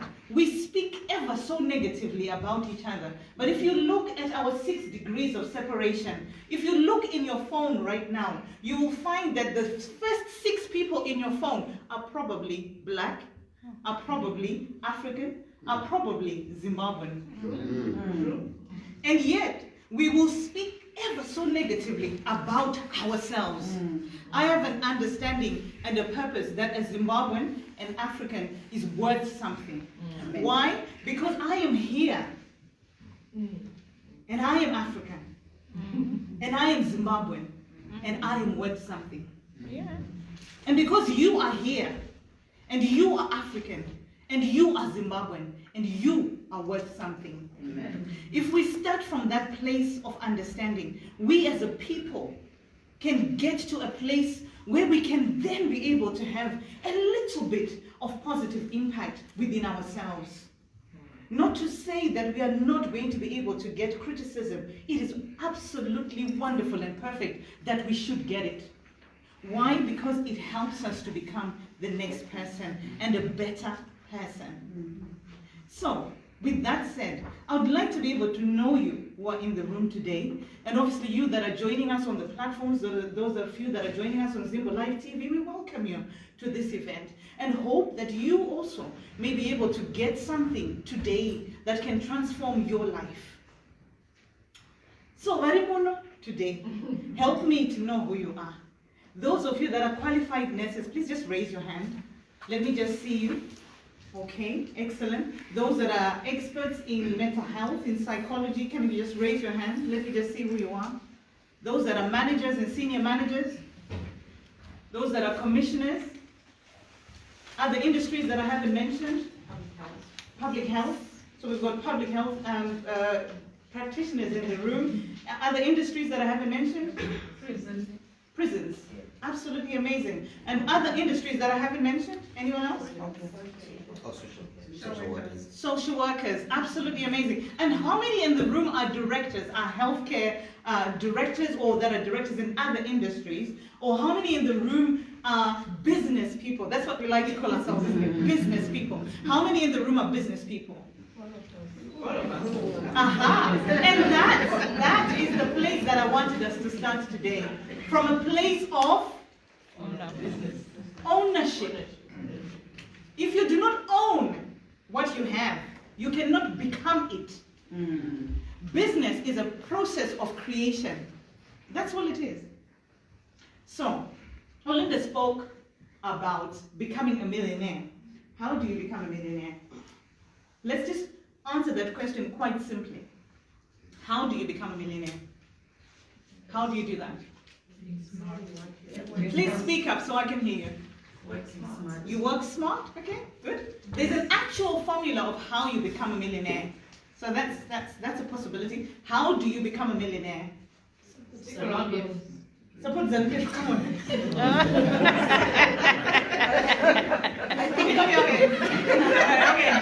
That's a possibility, all right? Mingle with millionaires. If you mingle with millionaires, you become a millionaire. Okay, that's a real possibility. How else do you become a millionaire? Yeah, I said mingle with millionaires. Mingle with millionaires. Okay, fantastic. So there's all these different aspects, isn't there? But I'll tell you one key thing today. And if you want to be a millionaire, first of all, we said business is a process of what? Creation. Every single person that calls themselves an entrepreneur is a creator. That's what you want. You create things. You make things become. Right? And so, what are you creating? You're creating work? Wealth. All right. Okay. Creating a brand. You're creating solutions. Creating solutions. So you're bringing solutions to a need. Our company is called Lorac Healthcare, and our tagline is bringing solutions to you. Because as entrepreneurs, what we do is to bring solutions. So what we do is we identify a need, a gap. That's our first thing. We have to identify a gap, something that is missing. So how do you identify a gap? When we've identified a gap, the next thing that we do from identifying a gap is that we then create a solution. And then we offer that solution. Then we have an exchange of the solution that we have offered for resource. Okay? When we have that exchange, what we then do is we systemize the exchange. We create a system around that. And then we duplicate it. So, if my solution is to bring one nurse to a nursing home that has no nurses, right? I then create a system, as you have done within recruitment, right? And you create the system, you duplicate it 10 times. How much are you making? 10 times. Say one nurse gives you £1. You do that 10 times, how much are you making? 10,000. You do that 10,000 times, how much are you making? 10,000. You do that 1,000,000 times, how much have you made? Have you changed the system? No. What are you doing? Duplicate. Absolutely it. So is it difficult to be a millionaire? No. Is it? No. Why are we not millionaires in business? Why, in fact, let me just say, why are we not? Why are you not? Otherwise, I'll take away my own blessing. I'm not in that equation. But why are you not a millionaire? The information that you're giving us. So you did not have information. So as Africans, one of our biggest problems is that we have this great expectation, as my former colleague was saying, that if we share information amongst ourselves, then it means you are going to get more blessing than I do. Can I ask you a question, guys? How many of you came to England because somebody told them that England is good? Did you read about England? Oh? No. Did you find it in history? No. What happened? How did you get here? Someone told you. And then they said there are no visas. Is that a lie? When you got here, they told you, oh, you can do asylum. Is that a lie? No. Then they told you go to nursing, didn't they? No. Someone told you this information. Is that a lie, guys? No. When you have heard that information, how many of you right now have got their professions, as we said earlier? Yeah? Now you sit on Facebook, you say, I used to live in Bari, now I've got my own house. How did you get your house? Someone did what? Told you. Guess what? When we are all here, and each one of us say nurses, say the whole room was a nurse. How many of us share a house? How many of us here in this room live in the same house? Please tell me the truth. How many of us share the same bank account? How many of us share the same clothes? Are we all nurses? No. But are we all professionals? Yes. And eating. You are all making your own money. So if I tell you how to make business and you duplicate my business exactly the same, guess what? I'm not going to get any poorer because I've told you. Yes. Why? Because there are 72 million people in the United Kingdom. Us Africans, all we need is 1,000 businesses that are making $1 million each.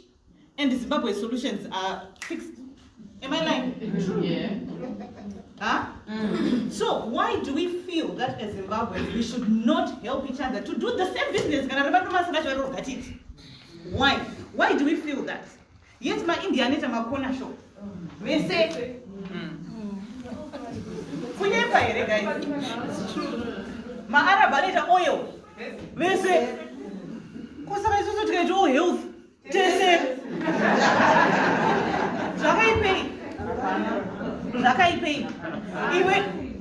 Amazon does, it's got duplicate businesses within itself. It's Amazon as a group, but it also does music, it does Netflix, it does all these other businesses that are already existing, that are out there. But is Jeff Bezos not the richest man on earth? Exactly. So why do you think you are so special that God in his infinite wisdom, forgive me if I use God, that is my thing, that's where I come from, I will boldly declare it because I believe it with all my heart, that God in his infinite wisdom saw it fit that in the year 2020 you'll be sitting in this lovely building. Did you know it? 20 years ago, uchiomani mapata-pata, uchienda kukona shop, kuti unenga uri pano, uchitaura chirungu chakapenga, uchiti kana wapinda muward, vanhu vanenge vachikurespect. Did you know it? No. No, you didn't. But God in his infinite wisdom saw it fit that you, munhu wekuhwedzo, aenda kutsime.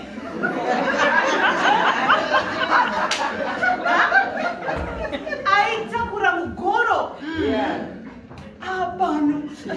Please welcome Carole Nyakudya.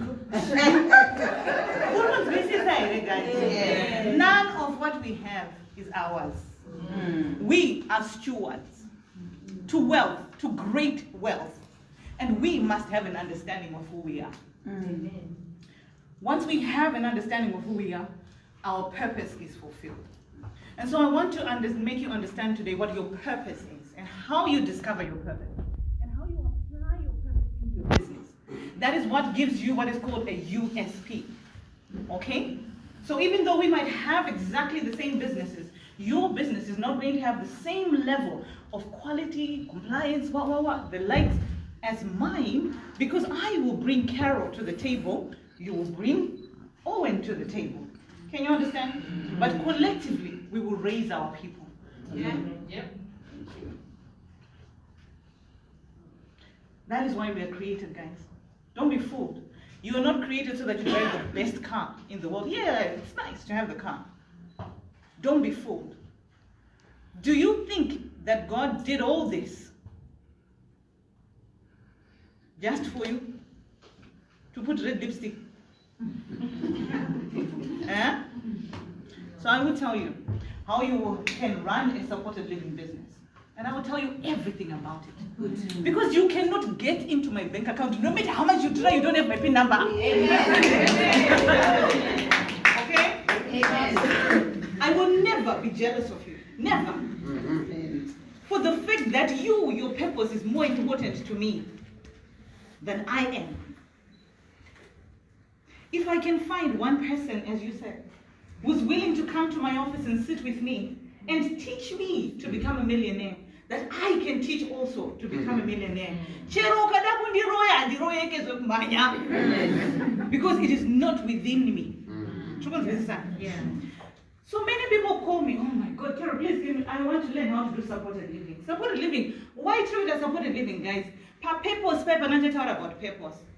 There's a 4-tier quadrant that you must be able to look at, okay? And I know some of you may not be interested in doing supported living, but it is one of those businesses at the moment that is so lucrative. So, there's a 4-tier model, and in the top left upper quadrant are the things that you love to do. What are the things that you love to do? Some of you see me on Zimbo Live, digital media, digital MP, digital minister, digital. Those are the things I love to do. Why? Because I've created money, so I've got time to sit on Facebook and talk.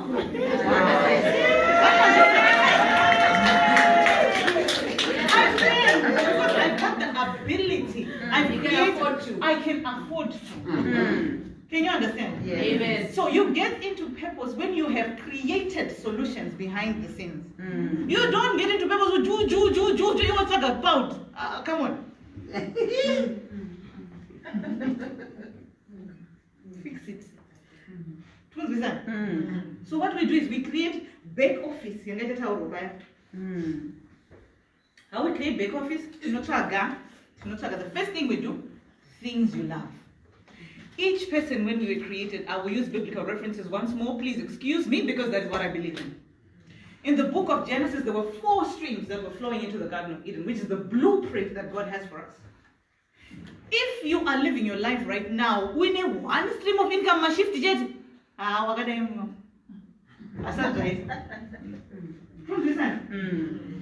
Each individual, for you to be in purpose, you have to have how many? 4. How you identify your 4 streams of income? You have the things that you love. The things you love. What are the things you love? Just throw something to me. Things you love. I love making money. You love making money. There you go. There's one. What other? You love fashion. Absolutely. What other things?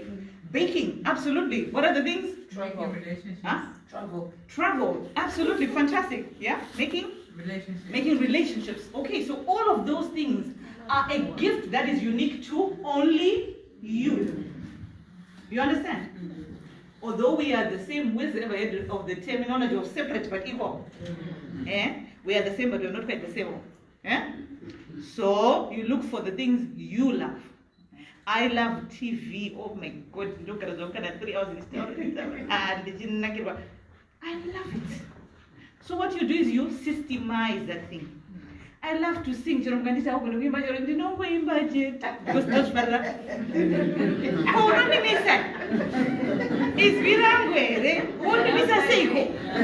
do you do it?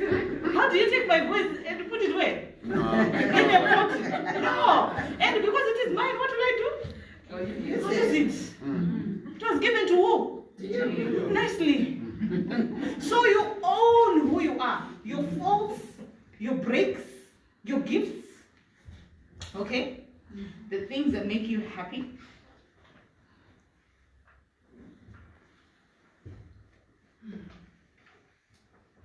The things that make you angry. The things that make you sad. Yeah? The things that frustrate you. So maybe somebody is looking at me right now. I saw some comments earlier on, people saying, hey, how can someone be doing a program with no shoes? Please, start a shoe boutique. It's a 500-pound shoe and that is there. You see, someone has taken off their Jimmy shoe and you're worried about them. You're worried about shoes. It means you are made to be a cobra. Create shoes. That's uncomfortable. Yes.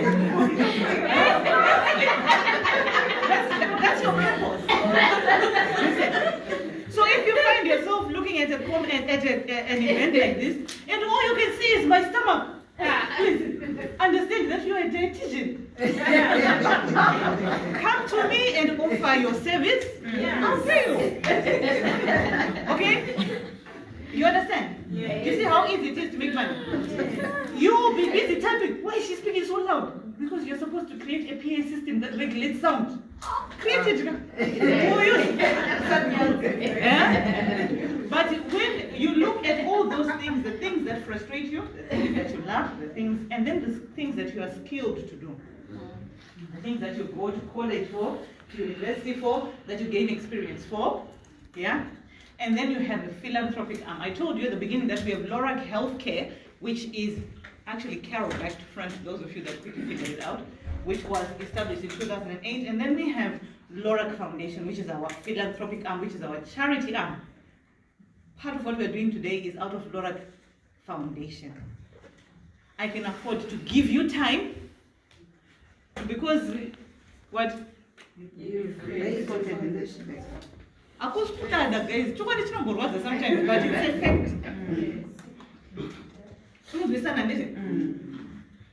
When you have done so, I'll come and zone in on supported living now.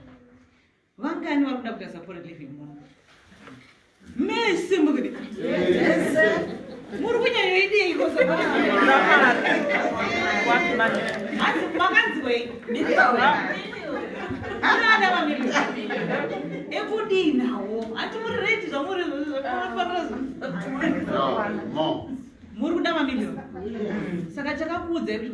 have you heard about supported living? Tell me what you've heard. There is regulated and unregulated. Inini what I've heard, I'm such a better shop, opposite no Jerry, marking at some clients, never provide supported living, they've discouraged me. You're more discouraged. I want to drop from my drop. Oh, don't discourage me. They say you can get £10,000 a week. They say you can get £10,000 a week? From one person. Yeah. 20,000. It's true. 20 per week. Monthly. Per week, you know, but no, on average, you know, 6,000, 6 to 10. But it's not a complete write-off. It is a possibility. There are some clients that their budgets are up to over £1 million a year because of the level of need. I've met people who have behavioral problems that about 6,000. Vaneta 1 million, I think I should roll to put it. I know business. I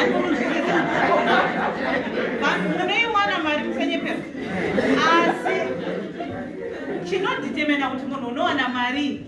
Injkere, ruzivo, ne application. And to understand, Jamaicans wanting supported living. It's okay.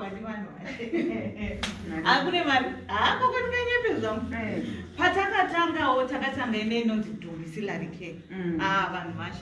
In the understanding of NHS for 20 years, Dikaita, management, commissioning, chichi, the but depending on where you are, I can't do it's just a ping and a son. And just as that goes on, what I'm Faria's name. Yeah. But if Panamuna, I can't do something. Takaping. I'm on this. Of which Takatoping.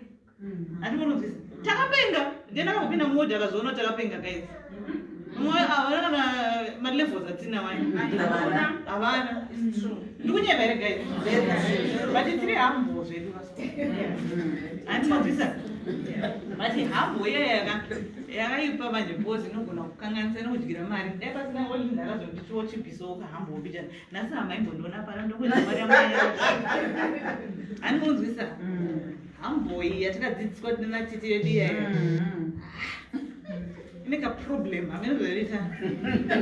Not Punyato drafter. So, and one of the open no, she does so much longer. Je n'ai pas professionalism. I don't know what that.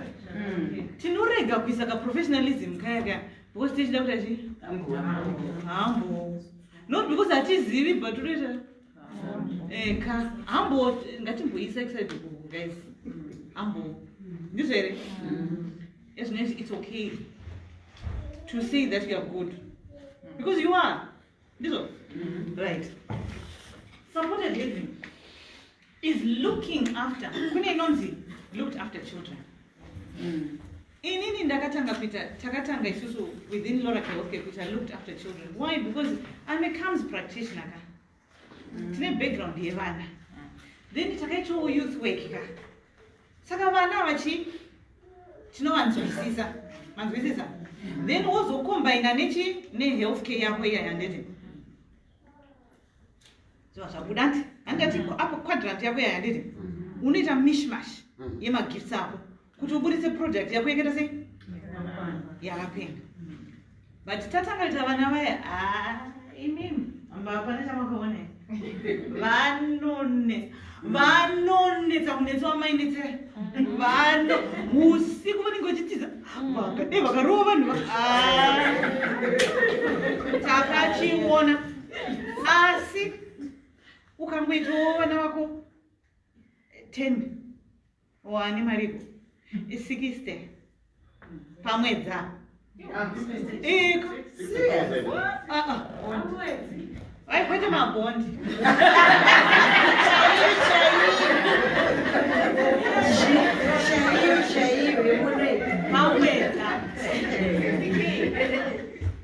Minimum entry level. And this old boat driver and a big come out carrying a bus missing and tear that they don't come any bus for right. Wait over now for 10. Wait over now for 10 right? And it people who was asking me, do we go for contract first or go for house first? Contract. I can go for house first because house comes. Can't you do them both at the same time? Do both house and contract. Sometimes it's tricky because you can have a house for 2 years without a contract. Tadzokera pai apa quadrant. Iwo ndo jambira takaro. Iwo ndo fine. Oh yes, of course.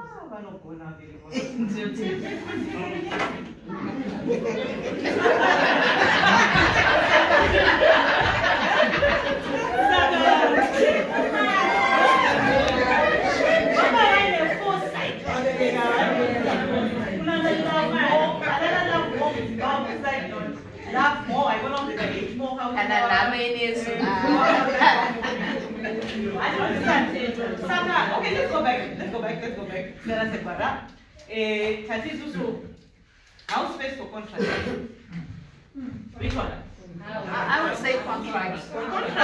But then now you can't get the contract without the house because they seem to want to see the some kind of paperwork for the house. Yeah. You put your paperwork, I and like I'm here to learn like everybody else. I would go for the contract first. Getting a house, you can go onto places like Open Rent, where there's a lot of private landlords that are there, and you can get a property at any time and then update the paperwork that you have. But the paperwork that you have is like your young person's user guide, can be a generic one for that specific area, the doctors, the whatever. Correct me if I'm wrong, but that's what I would do. Okay. Anybody else with a different perspective? Some contracts they say that as long as you have the property ready when the client starts to move in. So some contracts say that as long as you've got the property ready, that the client needs to move into. Some contracts want you to have actually acquired the property on the initial. Yeah? Yeah? Have you tried this, guys? Yeah. Are you too tired? No. Do you want me to stop now? No. I can stop it. Go deeper.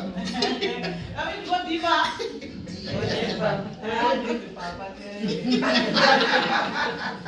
Okay, so back to basics.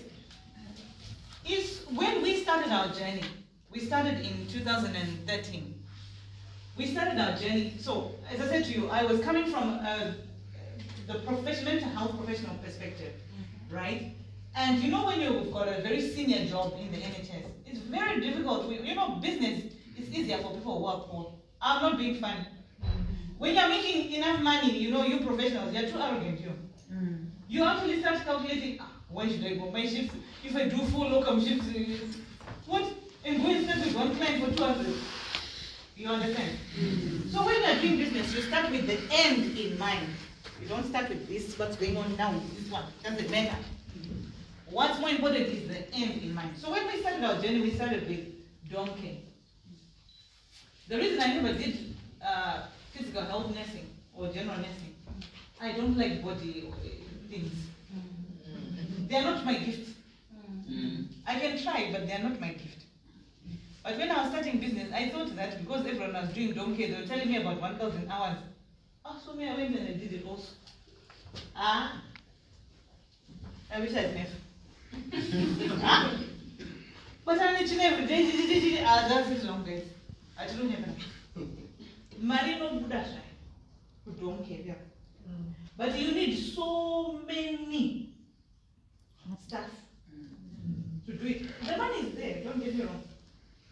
Donkey is good for you if you have no money of your own to start a business. You understand? Because you can start it just by CQC registration. You become the registered manager. You get one other carer.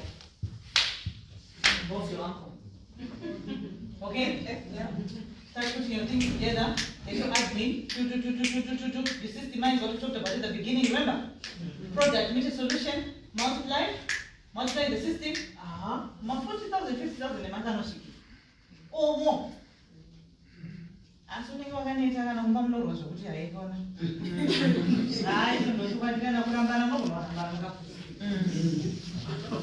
You understand? So you as a person, you have to do your own risk assessment and see what works for who. Because it works for me, doesn't mean it works for you. You can try it first, well, then you can change it. So do you not want to understand anything about registering for donkey before I move away from donkey? Yes. What do you want to understand so I can answer as you ask the question? I'm sorry, I can't hear you. What about it? Do you have to be registered with CQC? You cannot do donkey with no CQC. Donkey, you must be registered with CQC. Okay? So usually you'd have to have done your NVQ level 5 or be a professional in the healthcare for you to be the registered manager. And then the nominated individual and the director. If you got that credit, there are members you told Dara why when I would jump also now for credit. That would be fun. But not do it. There are members Dara why when I jump also now credit. But not then I got credit check. But it's still possible. Okay? So you can still do that. Anything else on donkey that you want to understand? Do I have to be a level 5, whatever management, to be a CQC registered manager? To be the manager, you have to be either already be a level 5 manager or be enrolled working towards it. You are given up to you are given up to 20 months to complete your level 5. So even before when you do your registration, you don't have to have your level 5. But as long as you complete it within the first 20 months of your registration. You must prove that you're registered. You have to be registered. Yes, you have to be registered.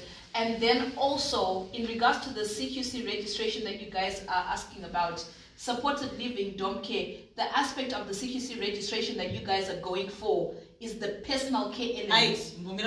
Okay.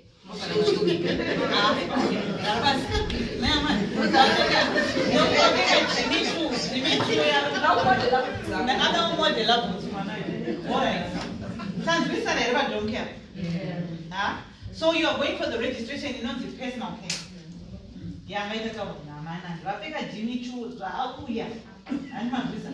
Personal care, they would need, but I'm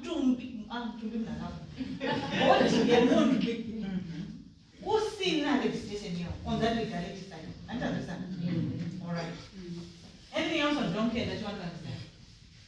It is advisable to get a coordinator. If you get yourself a good coordinator, you will not be stressed out in dom care. Because your coordinator will do all your managerial roles for you, really. So on registration for CQC, they don't expect you to know much because you wouldn't have been doing the work or in the job. You have to know how to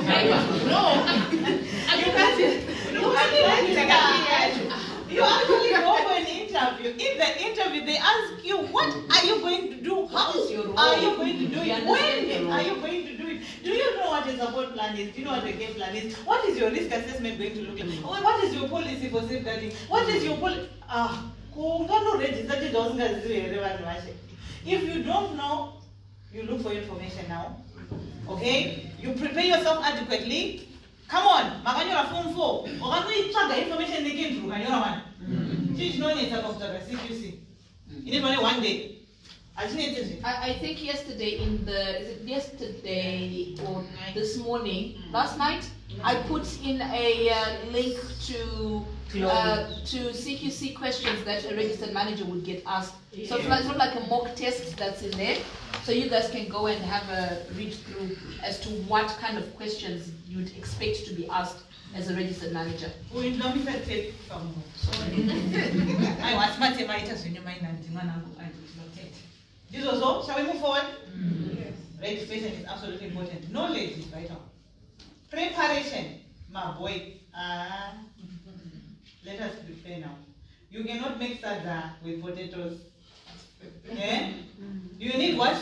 Ufu to make a good pot of sada. So you cannot go for CQC registration with shurupi information. Doesn't work. Get your CQC information ready and pass your CQC nicely. Right? Okay. Also, on your DBSs, please don't do drinking and driving. Don't do it. It's not necessary. Don't do domestic abuse and hit each other. You take away your million by clapping me. Just don't clap me. Just walk away. Yes. Otherwise you tell me what? Yes. Okay? Right? Okay? We've done that one. Then you've decided to start with your donkey. We started with donkey because we had no money. So to start, in addition to the information and the DBS, they also require you to have your full insurance. They won't accept you without insurance. That is the CQC. So did you hear all the compliance things that Olinda spoke about earlier? Yeah. I am not repeating them because they are the same. Your 10 million insurance and everything else. Your compliance and your recruitment process is exactly the same. You are not going to be recruiting people who do Swiss Namape. Don't do it. It's not necessary. It is not a necessary list. Okay?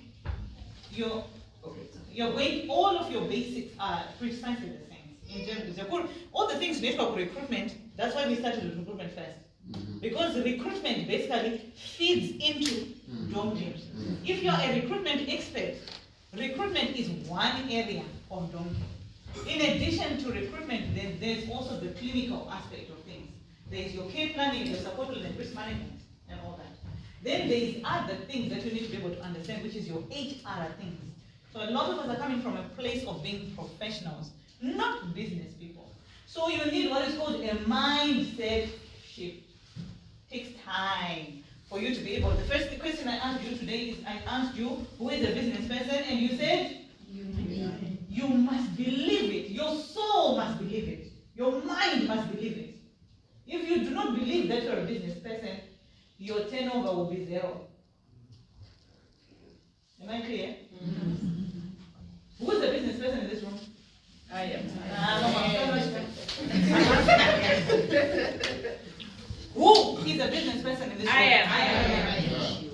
Who is a business person in this room? Me. Not you. Me. So I want you to say Carol or Peter or Richard. Whatever your name is, Elizabeth. Or Ebimo. Who is a business person in this room? Yes. I know this is. Yes. If we all can believe or not, it is an thinking in their way. Eh?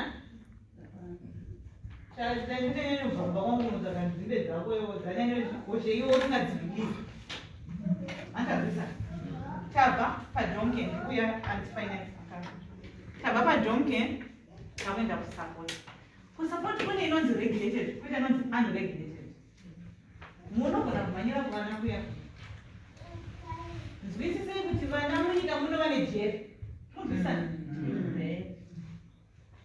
Mungofana zvanzi unregulated mumanya. Hiru.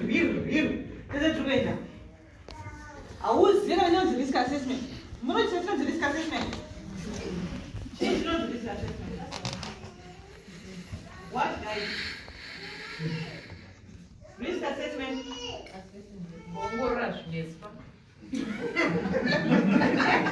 Mahazard. Kukuthatha mahazard. Kuvana kunyanya, the biggest thing you must do is to risk assess. Please don't look at the value of the package before you risk assess what your service is capable of doing and what you can deliver.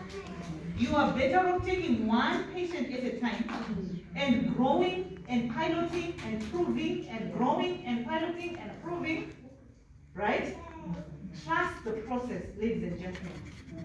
Are we clear on that one? Yes. Miracle money, miracle business, dead.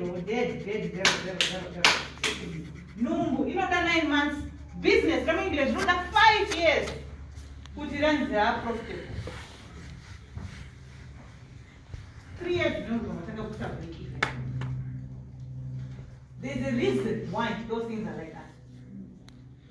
Please be patient with yourself. Money is there to be made, but do it properly. Are we clear, guys? Yes. Okay. So you pick up a patient in the unregulated services, children's services, but they are now looking to regulate because a lot of people went into it and they were not looking at the compliance that was being spoken about before.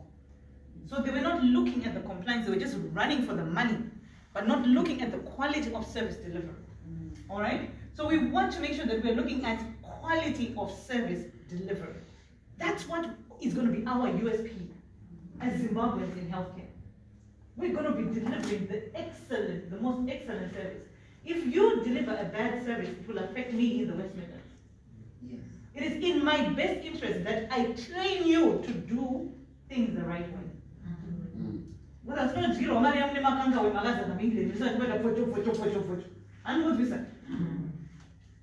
So it's necessary, eh? Right. On the regulated services, when Maria Homer, if we are in coffee, she wants to dirty Maria. Who support? Maria. Huh? No, that's coming from the government budget.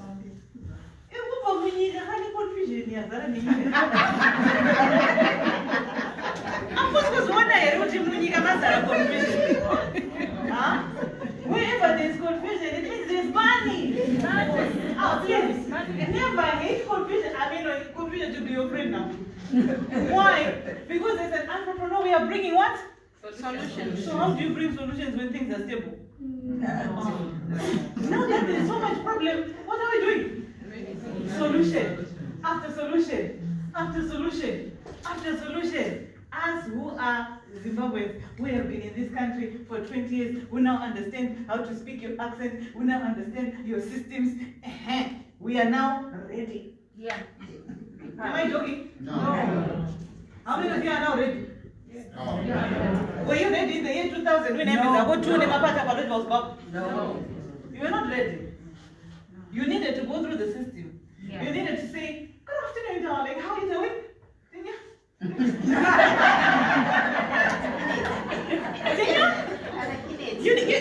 You needed to understand that. Am I joking like this? Do you know what I mean? If you find me in my office, I'm not gonna be speaking the way that I'm speaking to you now. I will speak to you like, you know.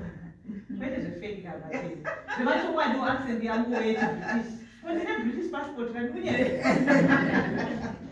Are we lying, guys? No. So we must know who we are. Most of us came here as teenagers. We have now lived in this country 22, 24, 25 years. And you still think you come from Budiro? Do you? No. I'm just asking. Please, tell me correctly. Correct me if I'm wrong. Huh? So where are we? We are in England. Yeah. We are going to be bringing solutions to the United Kingdom. We are a force to be reckoned with. We are a prepared force. We've been in training for 20 years. Haven't we? And we are going into supported living, we are going into recruitment, we are going into the different platforms that we are going into with a purpose. to deliver a quality service, to get our money, and to rebuild Africa.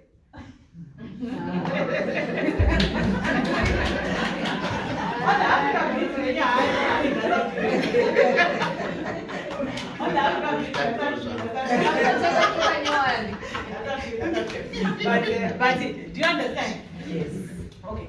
So do you understand the supported living aspect? I know I'm kind of dipping into it because I don't think it too structured when you know what's supposed to be very serious before.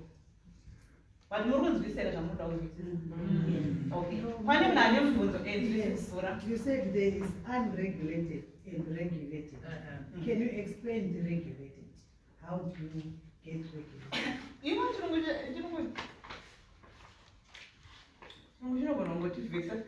it's the same thing. The same thing that we did at Don't Care. I just already step out of Don't Care. Because that's all regulated. No, Carol, I think this was one done. Oh, Don't Care. I said Don't Care. No, but I just said CQC. Oh, no regulated. I mean, I think that's right. Iyo registration yako iyo ye CQC. Yeah. Ye personal care. Same. Leo wako ina nayo kusupport. Iwe extra money. Chawangu zongo wezera kusupport na kwenda kwa company zao zika. Womba wana kwa company zao. Company yako kano tingo ngenge line audit. Lora ke okay with a social care aspect. Wambara kasema runguka. Ya British, don't forget. Am I lying? No. Eva, what is social care for companies now? You already regulated from CPC away. Okay. What is it number one? Who voted? The name of 21 in Mr. Oxford Street. CQC always there. Image 2. And location 2. Always there. For the women. My words sometimes are not gonna, but it's really very simple. Thank you, sir. Any other question? I think for regulation, like children, very Ofsted, regulated service, Ofsted, and then CQC. So I wanted to find out Ofsted actually how. Ofsted is any child that is under 15. But it's supported living now. We're not supported living, so it doesn't exist. So if you're going to be dealing with anyone who's 15 or less, you have to be Ofsted registered. They will never give you a child who's 16, who's 15, who's supported. You will come to them with forum team, offer one a social worker. For a man, or 50,000 rupees. Children Ofsted. That's don't read. Thank you. Carol, so what are the levels? I don't know what because I'm asking. My levels plus. You only spoke about looked after children. My groups they are. I don't know my therapeutic communities. Okay. My therapeutic communities, which is someone like myself who is a practitioner with a therapist, will be attached to the service, or a psychologist will be attached to the service, or an OT will be attached to the service.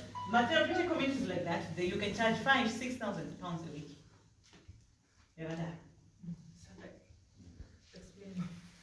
Not on the money, on the actual service. You will be providing therapy. Okay, so you have a house. So supported living is about activities of daily living. You know what they are? Yes. Independent life skills. Zvamunoti jaja nazvo kana mukauya mudzimba dzedu moti hei une tsvina izvozvo ndo zvamunobhadharirwa munomingirei sangoti mamuzigoni muri maexpert kumaklasi homes asi augonoita mari manzisa manzisa. So it's independent life skills: cooking, budgeting, cleaning, ironing, education. That's what you're doing, that's it. Nothing more complicated than that. Yeah. So from our therapeutic services that you mentioned, you're also a qualified practitioner in that sense, but maybe you've got organizations that you can work with that can support the young person could you still go ahead and? Yes, you can outsource them.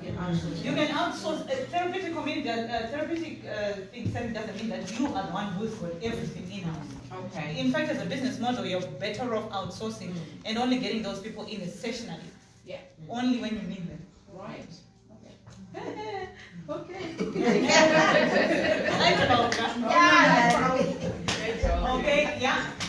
So my understanding when I was looking at supported living was that the personal care aspects, when you're providing support, you can't be the provider of the accommodation. So what am I gonna do about that if I decide to do supported living? Greedy. Seriously bad. Please pay other people to give you a service. There's nothing wrong with you paying other people. Okay? So if Olinda provides property, are there no Zimbabweans who are doing property here? That's property. Please, don't be the kind of Zimbabwean who wants to do property, cleaning, healthcare, tomatoes. Know your own and stay in your own. Are we clear? So allow yourself, you are very right, my sister. Most local authorities do not want you to be the property provider and the health service provider. Why? Because unogona kuabusa varungu mutikarwa vanhu vachitadza kubva mudzimba dzako. Anonzwisa? So the landlord has to be different. So those of you who have no interest in healthcare, please take it back. We need your houses. We will take them. And we will provide the healthcare service. If you want to do both, no, I'm not going to teach you to break the law. Sorry.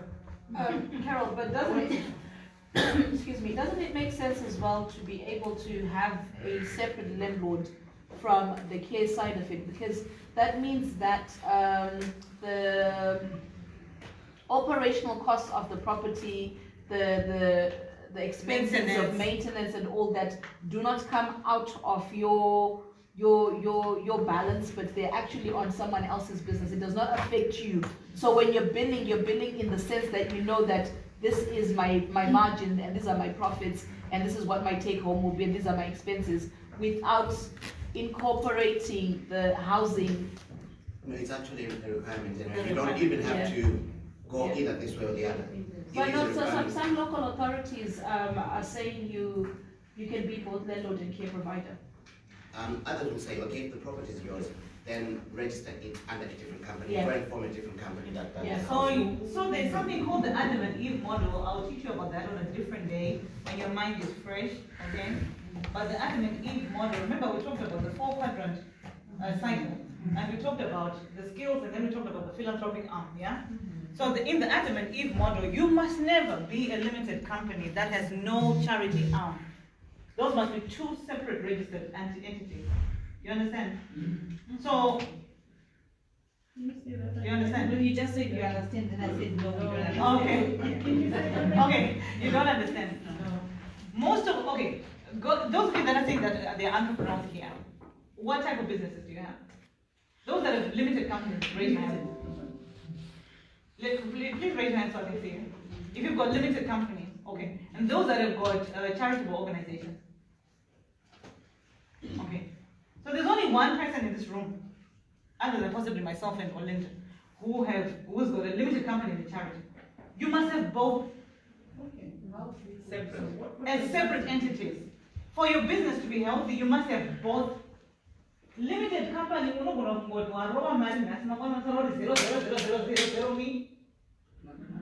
I will teach you about that one in a different day. Yeah. It's a whole different dynamic. But register your limited company. Limited company takes less time to register. And register your charity as well. This is why I'm telling you about giving back. Does the charity? No, it doesn't mean same name. One going to red and blue. Yellow as numbers. But they're just separate entities. They're separate people. It's like having two children. You give birth to the first one, you give birth to the second one. They're all a family. There are a lot of benefits to business-wise to have a registered charity as well.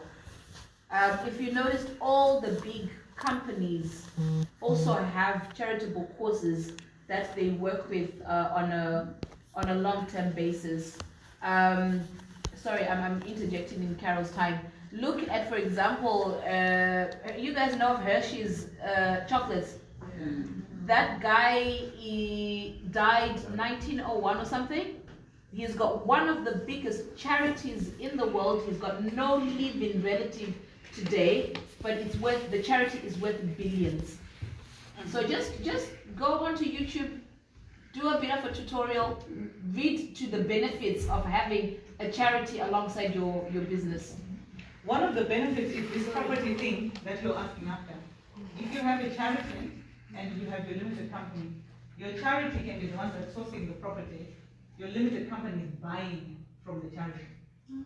So is there no conflict of interest in that I'm also a director of both companies? You won't. Why should you?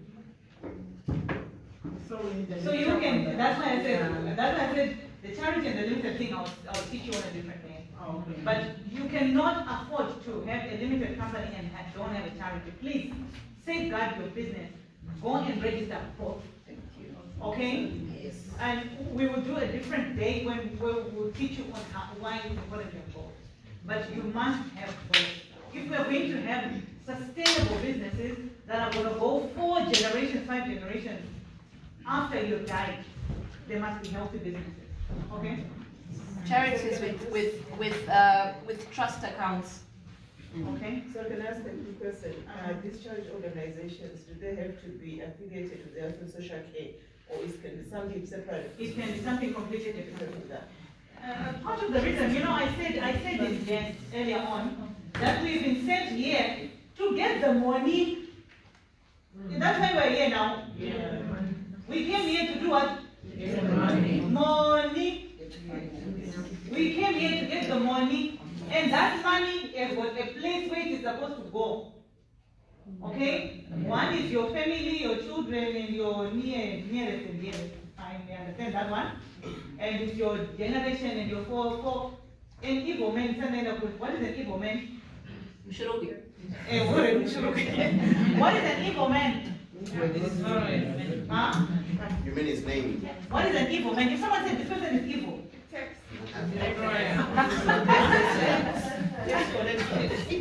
an evil man, according to the word of God, is someone who does not leave an inheritance for his children. Please don't be evil. Please leave an inheritance for your children's children's children. Okay? Some of our grandparents were evil. We started to see how people were evil. But please don't be evil. Yeah.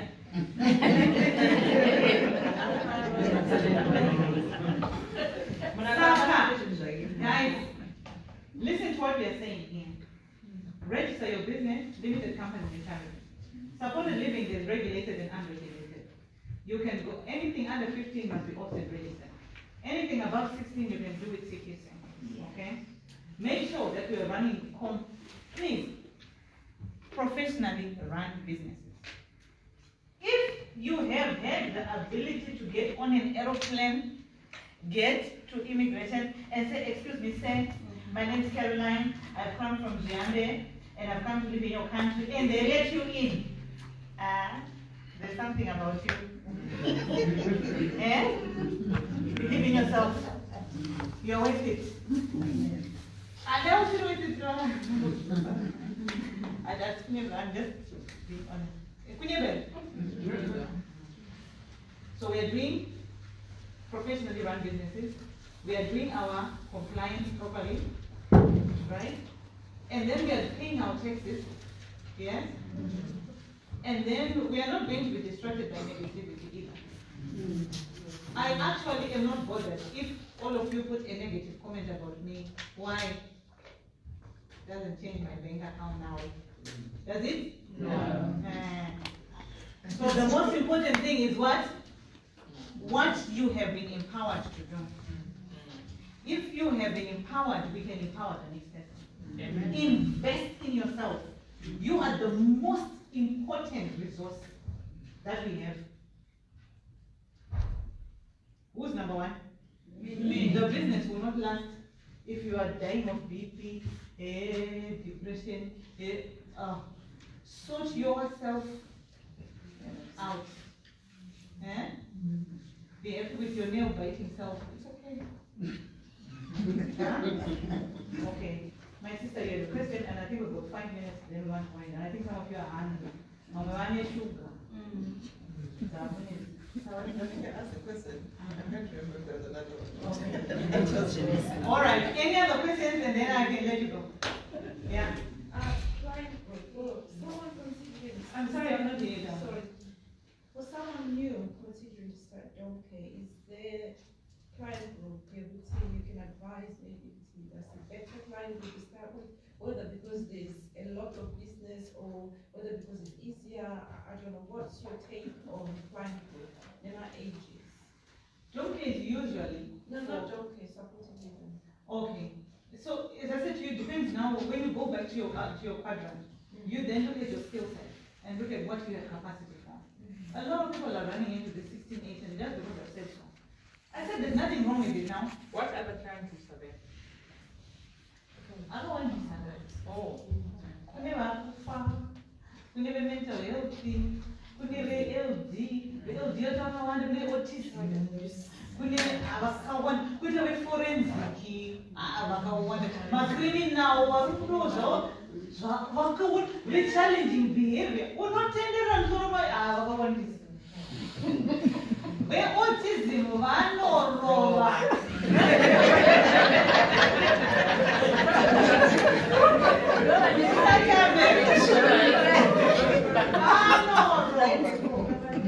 They're challenging behavior. Can I say challenging behavior? It's challenging behavior.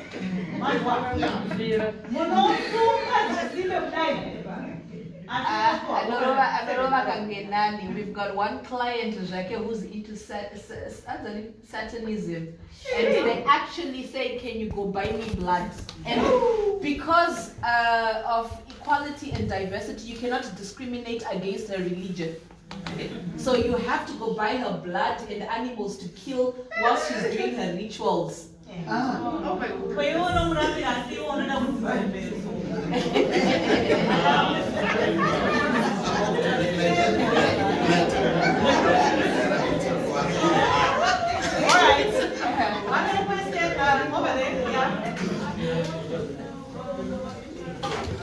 sorry, sweetheart, I can hardly hear you.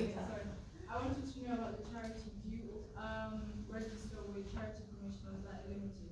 Charity, you have to register with the Charities Commission, and you have to keep all the same things, the same compliance things, your books, your compliance, your safeguarding the law, okay? And you also have to pay tax for the charity, okay? Yeah. I wanted to ask a question, on the registration for personal care with CQC. If I want to do a registration for personal care and nursing services at the same time, and I do my registration, is there any sort of guidelines that I need to follow? Is it the same requirements? It's the same requirements. For nursing services, you have to have a nursing premises. So you have your premises will be checked as well as the actual things that you're being registered for. So if you're being registered for nursing services, it means you have a nursing home. And they have to come and check all the regulations that go with having a nursing home. That's the difference. So what will you be aiming to achieve by registering? To provide nursing care. So do you want a nursing home? Not a nursing home. So what do you want to do? To provide nursing care, like. I think it's all the categories when you select what you want to do, like. It is on the categories, but for me, I want to understand what is it that you want? That's where I wasn't sure about, when they say nursing services. Nursing services means you're going to have a nursing home. When you've got personal care, you're providing nursing services in the home. So it means you can change, we don't dress wounds. You let the district nurse, but you do all the washing, bathing, all those things. What about, there are other facilities that you can provide, like complex care, where you are looking after a client, and these are complex clients who need ventilators, they need medication, and they also need, you're only going to have nurses within that sector. How are you going to register? It's still registered as personal. If it's home care, it's still registered as personal care. And then what you're going to do in addition is then you're going to have the additional training like tracheostomy, whatever you call it, the stoma, what have you. Then you do all those as additional specialist training. So that's your USP. So as well, but the people, one of them because why? It's you. You've got that skill. So that thing that we're talking about the USP. In can sit up, don't get any more. That's how you use your gifting. Yes. So guys, I think you don't really need to put it down. Yeah. Yeah. I just wanted to add that when you are into that kind of thing, usually the commissioning authority will train you for that. Not all of them. Some of them are very stingy. Yes. So if you live in an area where there's stingy people, you pay for them yourself. Guys, I think we've been having a lot of fun, learning lots of things, but I think we're also very hungry. So I think, and we have been talking a lot. Yeah, we can't cover all of this in one day. That's why we said we're going to be doing monthly sessions, and we will suggest in the group, next time we'll get a CQC specialist to come in. Next time we'll get somebody else from commissioning to come in and help us out. But now we need to move on to the next stage, which is the tender, which is the reason why we're here today. So if we can have a 15-minute break, refreshments at the back, some snacks at the back, water, juices, we can refill the hot water, but it should be still hot. So if we can do that, have our toilet breaks. Like I said earlier on, we've got the 9 toilets in the whole building, 3 on each floor. If you are facing that way, it's to your left side. And remember to wash your hands for a minimum of 20 seconds. Social Thank you very much, guys. Take care. Thank you so much, guys. Thank you so much, Kero. No, space is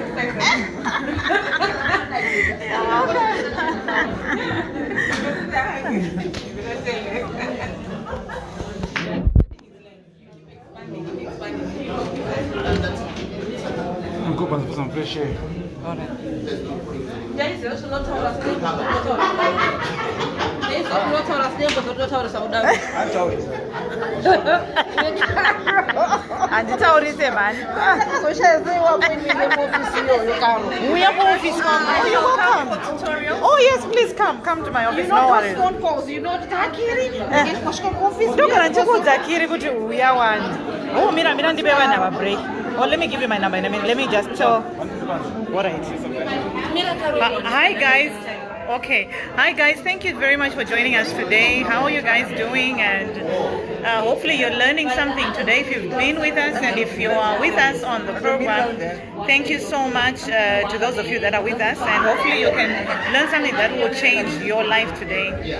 We're going to be on a 15-minute break, and then we're coming back with someone who's teaching us on tendering.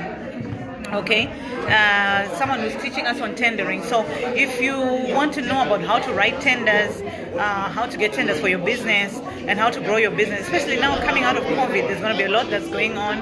So if that is something for you, then today is a good day that we want to be learning about those things. So I'm not sure whether I should actually put this feed down while we drink some tea. Just let me know if you want me to put it down, and then we come back, or we just keep it going. Guys that are on, can you let me know? How do I know now?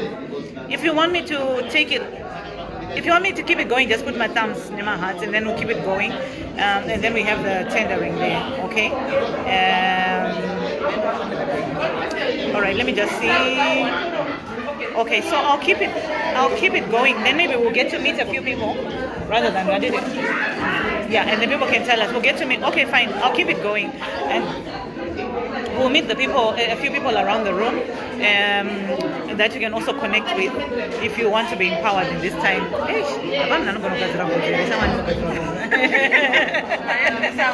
My head is Okay, my number 07825 07825 648 759. 07825 648 759. 648 759. 648 759. Yeah. Okay, guys, I'm just gonna get you to meet a few people, and then maybe, while we are waiting on the tender guys who are coming, and then Let me have a chat with you. yeah, I'll get Olinda as well to come and talk to you in a minute. You're You very can have your welcome. mask. Oh, thank The you. disposable one. Oh, what's your business? Zaka. Me wait again, Sage. Mina nditsage Kalen when I Olinda. Oh, Tony. My way, the mask. This is your business now. Aiwa no. Mapresent okana sasa. What? It doesn't look on my mask. Think that's really very special. What's your business? My business is professional listening. I don't know what send a message here anyway. You're a listener? Yes, I'm a listener. Those are not data. Nduba Sarango. Hey, when you talk about listening agent, the aging at his way. Oh, I'm up for a number. I'm my way in the Rira. What? Dapa number, Panapa, my way. One was the number. You alive? Oh, shame. I want. Just obey my number. Just obey my number. All right. What did she tell? We are Tinsway. Guys. Hi, guys. Tell them. Okay, my name is Lucy Makono, and I'm a listener. What's a listener? A listener is somebody who listens to you. You know, with all this corona and everything that's going on, anxiety, depression, you want someone who will listen to you without judging, without criticism, without opinions, without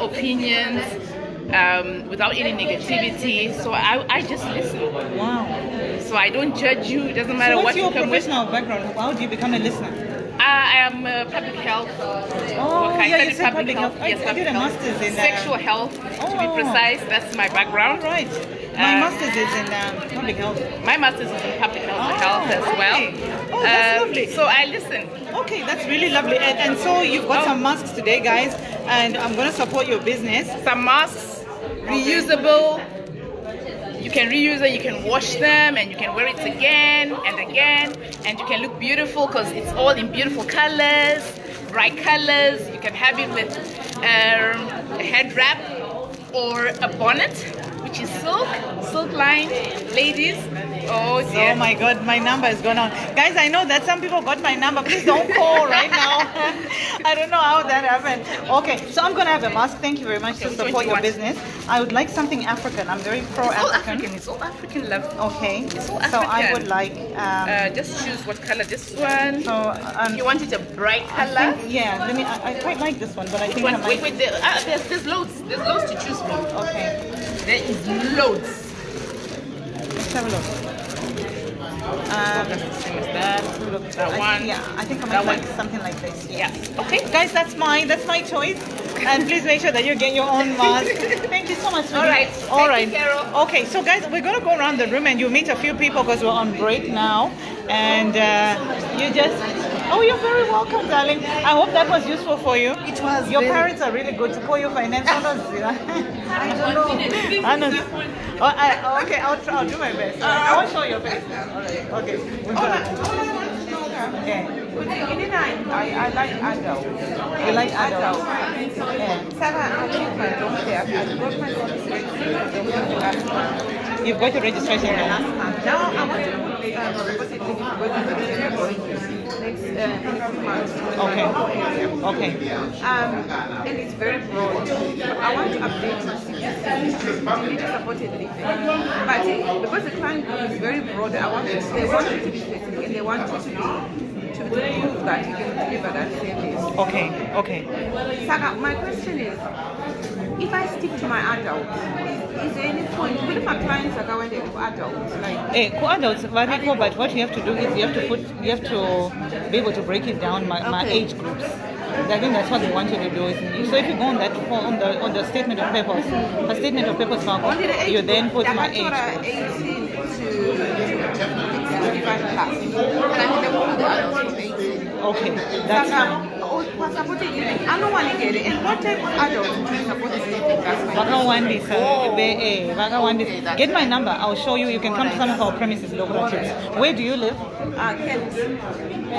What I told her about phone. Let them Zoom meetings. I'll show you what to do. Okay. You're very welcome, darling. You're very welcome. Are you setting up as well? I'm starting up on TikTok Limited. I was thinking about the CQC numbers. For unregulated. Okay. No, you can do it.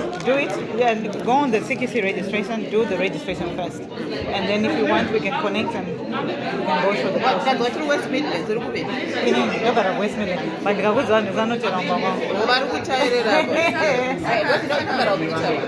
Oh, that's not far. We are an hour away. Oh, we met with Big Bagel. Yes. Oh, yeah, by all means. Oh, very nice. By all means. Good. Let's do that.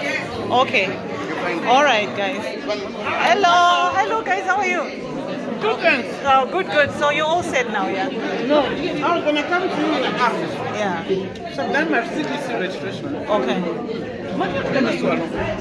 That's okay. Let me not disturb your meal. That's fine. We can talk. I'll give you my number, then we can talk. Oh, yeah. No problem. Okay, guys. So I'm only keeping here so that during the break you get a chance to talk. I'm gonna give you to Olinda. But thank you to everyone who's joining and who's got the patience to stay on. So where are you based then? My name is Martin. Martin, lovely to meet you. Yes. Yeah, I'm based in Birmingham. Birmingham, okay. Yeah. I've got my interview on Tuesday. Your CQC interview. Okay. No problem. Are you all prepared and set then?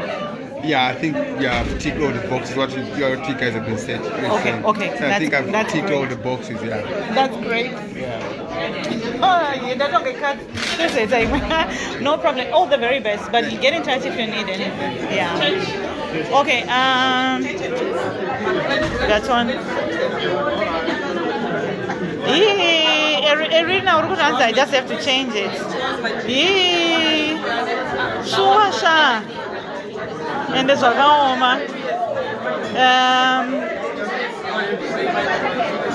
let me see. Guys, how are you getting on? Yeah, it's very interesting. Do you want to say hello to any of these guys over there? Are you afraid? Oh no, Alright, okay, no problem. Oh, you're welcome. No, you're welcome. You're welcome.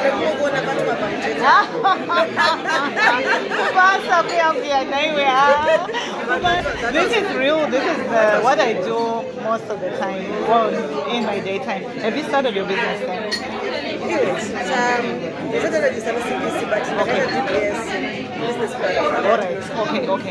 Alright. Do it, Sha.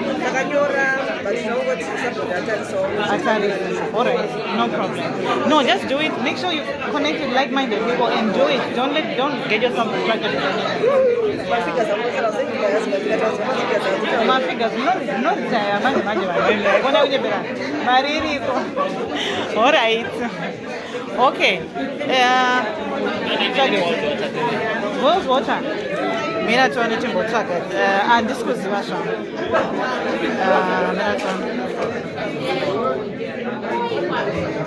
The gun botsaka chikafu, guys. Trying to get some food. And see. Never kidding. Panem pura up. It's it. Just water. Oh, it was there. That's my coffee. Okay, I love it. Saka wewe ni newe office. Ndokala nchikupa mentoring emara iwewe. We are going to sit down and talk. All right. Then you were out. You went out. Oh, I went away. And that was it. Okay. I want this little coffee. Okay. Thank you. All right, guys. Hi, Sandra. How are you? Faith Nkudu. How are you? Haji Jones. How are you? Mtombeni. How are you? My B, how are you doing, guys? Sorry.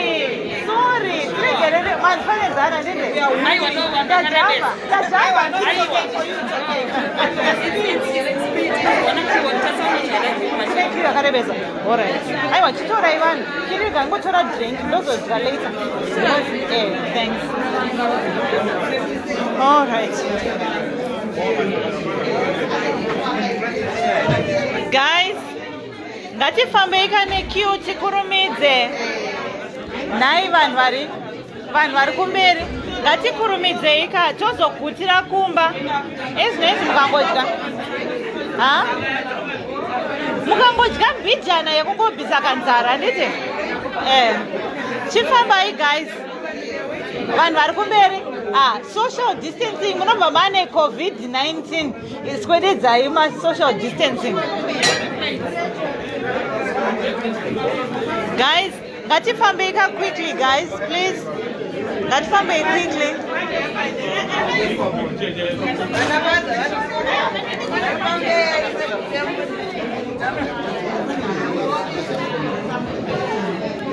hey guys, I'm trying to keep holding on to this thing, but ndautoshaiwa chikafu. So hey, I think I can only have a drink and then we can, let me just, I suppose, talk to you. I haven't really been here for a while, so let me just talk to you then. Olinda, what's the answer to running? Yapera bad. Nimbo saga chikafu. Wena twins be. Guys, ndakumbokwayi kuna Olinda unozoti ndapa namba shamwari. Pane munhu anandipa namba yangu yaenda. Vanhu vakufona baba. Isiyeri pachazi iri pa 10%. Chuya ugare pana. Ndakupai kuna Olinda ndimbonodya guys. I'll come back. Manga muchiti chiko imimi you guys. Hanze apisa butsu. Azeta se. Avasikuzoti Jimmy Chu. Meno ari kufona nema private numbers. Vanhu vatora namba sha. Vanhu ngambomira zvekufonera. Muda kuita entanglement. It's an entanglement. You've been doing so well, pretty. Sha, first I'm going to I'll leave you. Let me speak to this Zimbo Live fans. Just turn around. Bye guys. I'll come back. Now we'll see you in Olinda. Make sure you behave. Win Olinda. Don't zoga to straight up. Okay guys, see you later. Alright. Manga muchiti chika imimi butsu chichi guys. Natanga kufika gogo na 9 zemakuseni. Inonzi chi. And then they get 2.5 hours from 11:30 to what? To 1.5 hours to 1 o'clock. Dagamira. You know, it's not easy putting an event together with 70 people. If this event was put together on Wednesday, so it was a last minute thing. Yeah, that's comment section behaving. Gava behave. And Olinda Kunyeba. Anzi butsu what guys, anzi butsu chichi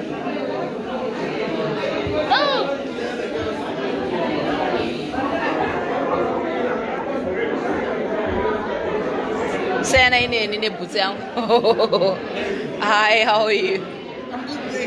Good. I'm on Zimbo Live.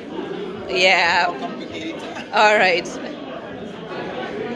Anzi, you can remove shoes and clothes. Don't care. Keep grinding. Yeah. Chabondoka is tonight, so you guys can see me on Chabondoka Nasmanero. I applaud you. Work, ladies. Still stalking you. OC. I need 5 minutes of your time. Entangle us. We are your August. You've done well. Thank you guys. It's great to empower other people. It's great to empower each other. And this is a side of me that only a few people get to see. You know, the business side of me, where they see me working, putting things out there and whatnot. You know. You did well in putting the program together. Much appreciated. Thank you. Well done, Olinda. Olinda, I'll be your first millionaire protege. Anzina Livonia Kwarama, when that today, what I see, I accept the love. Right, you're doing a good job. How do we join? You guys have to come to WhatsApp. The next event is in 4 weeks. I will only be doing one once a month. Really working with people, empowering people, and pushing people's business boundaries and making sure, you know what?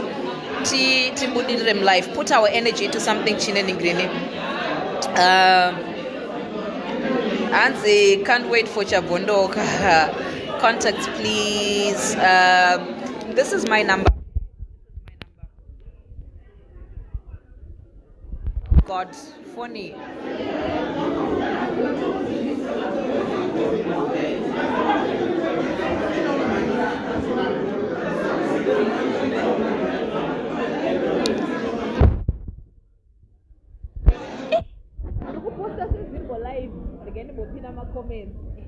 When I grow up, I want to pin comments. When I grow up, I want to pin comments.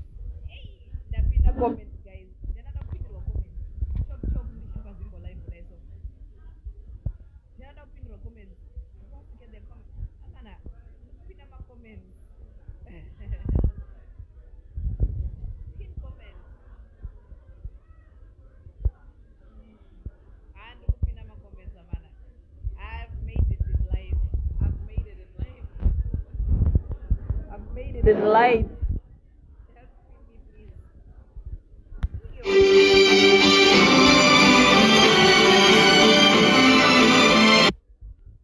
I have made it in life, Amanda. My life goes. My life goes. My life goes. Yeah. We need to get back to the next event now. We have open. I'm on Simba Life. My professional no. And I'm starting to compare my phone number. Is he single? Thank you, Mupini, for pinning my comments. Please remove your finger on the speaker. Ndakabata Ningrini. Very informative. Thank you. How much did they pay? I don't get that. We can't hear Olinda. Millionaire Maker should be your next charity. Well done. WhatsApp number, please. Please add me on WhatsApp group. Thank you, Olinda. WhatsApp group, please.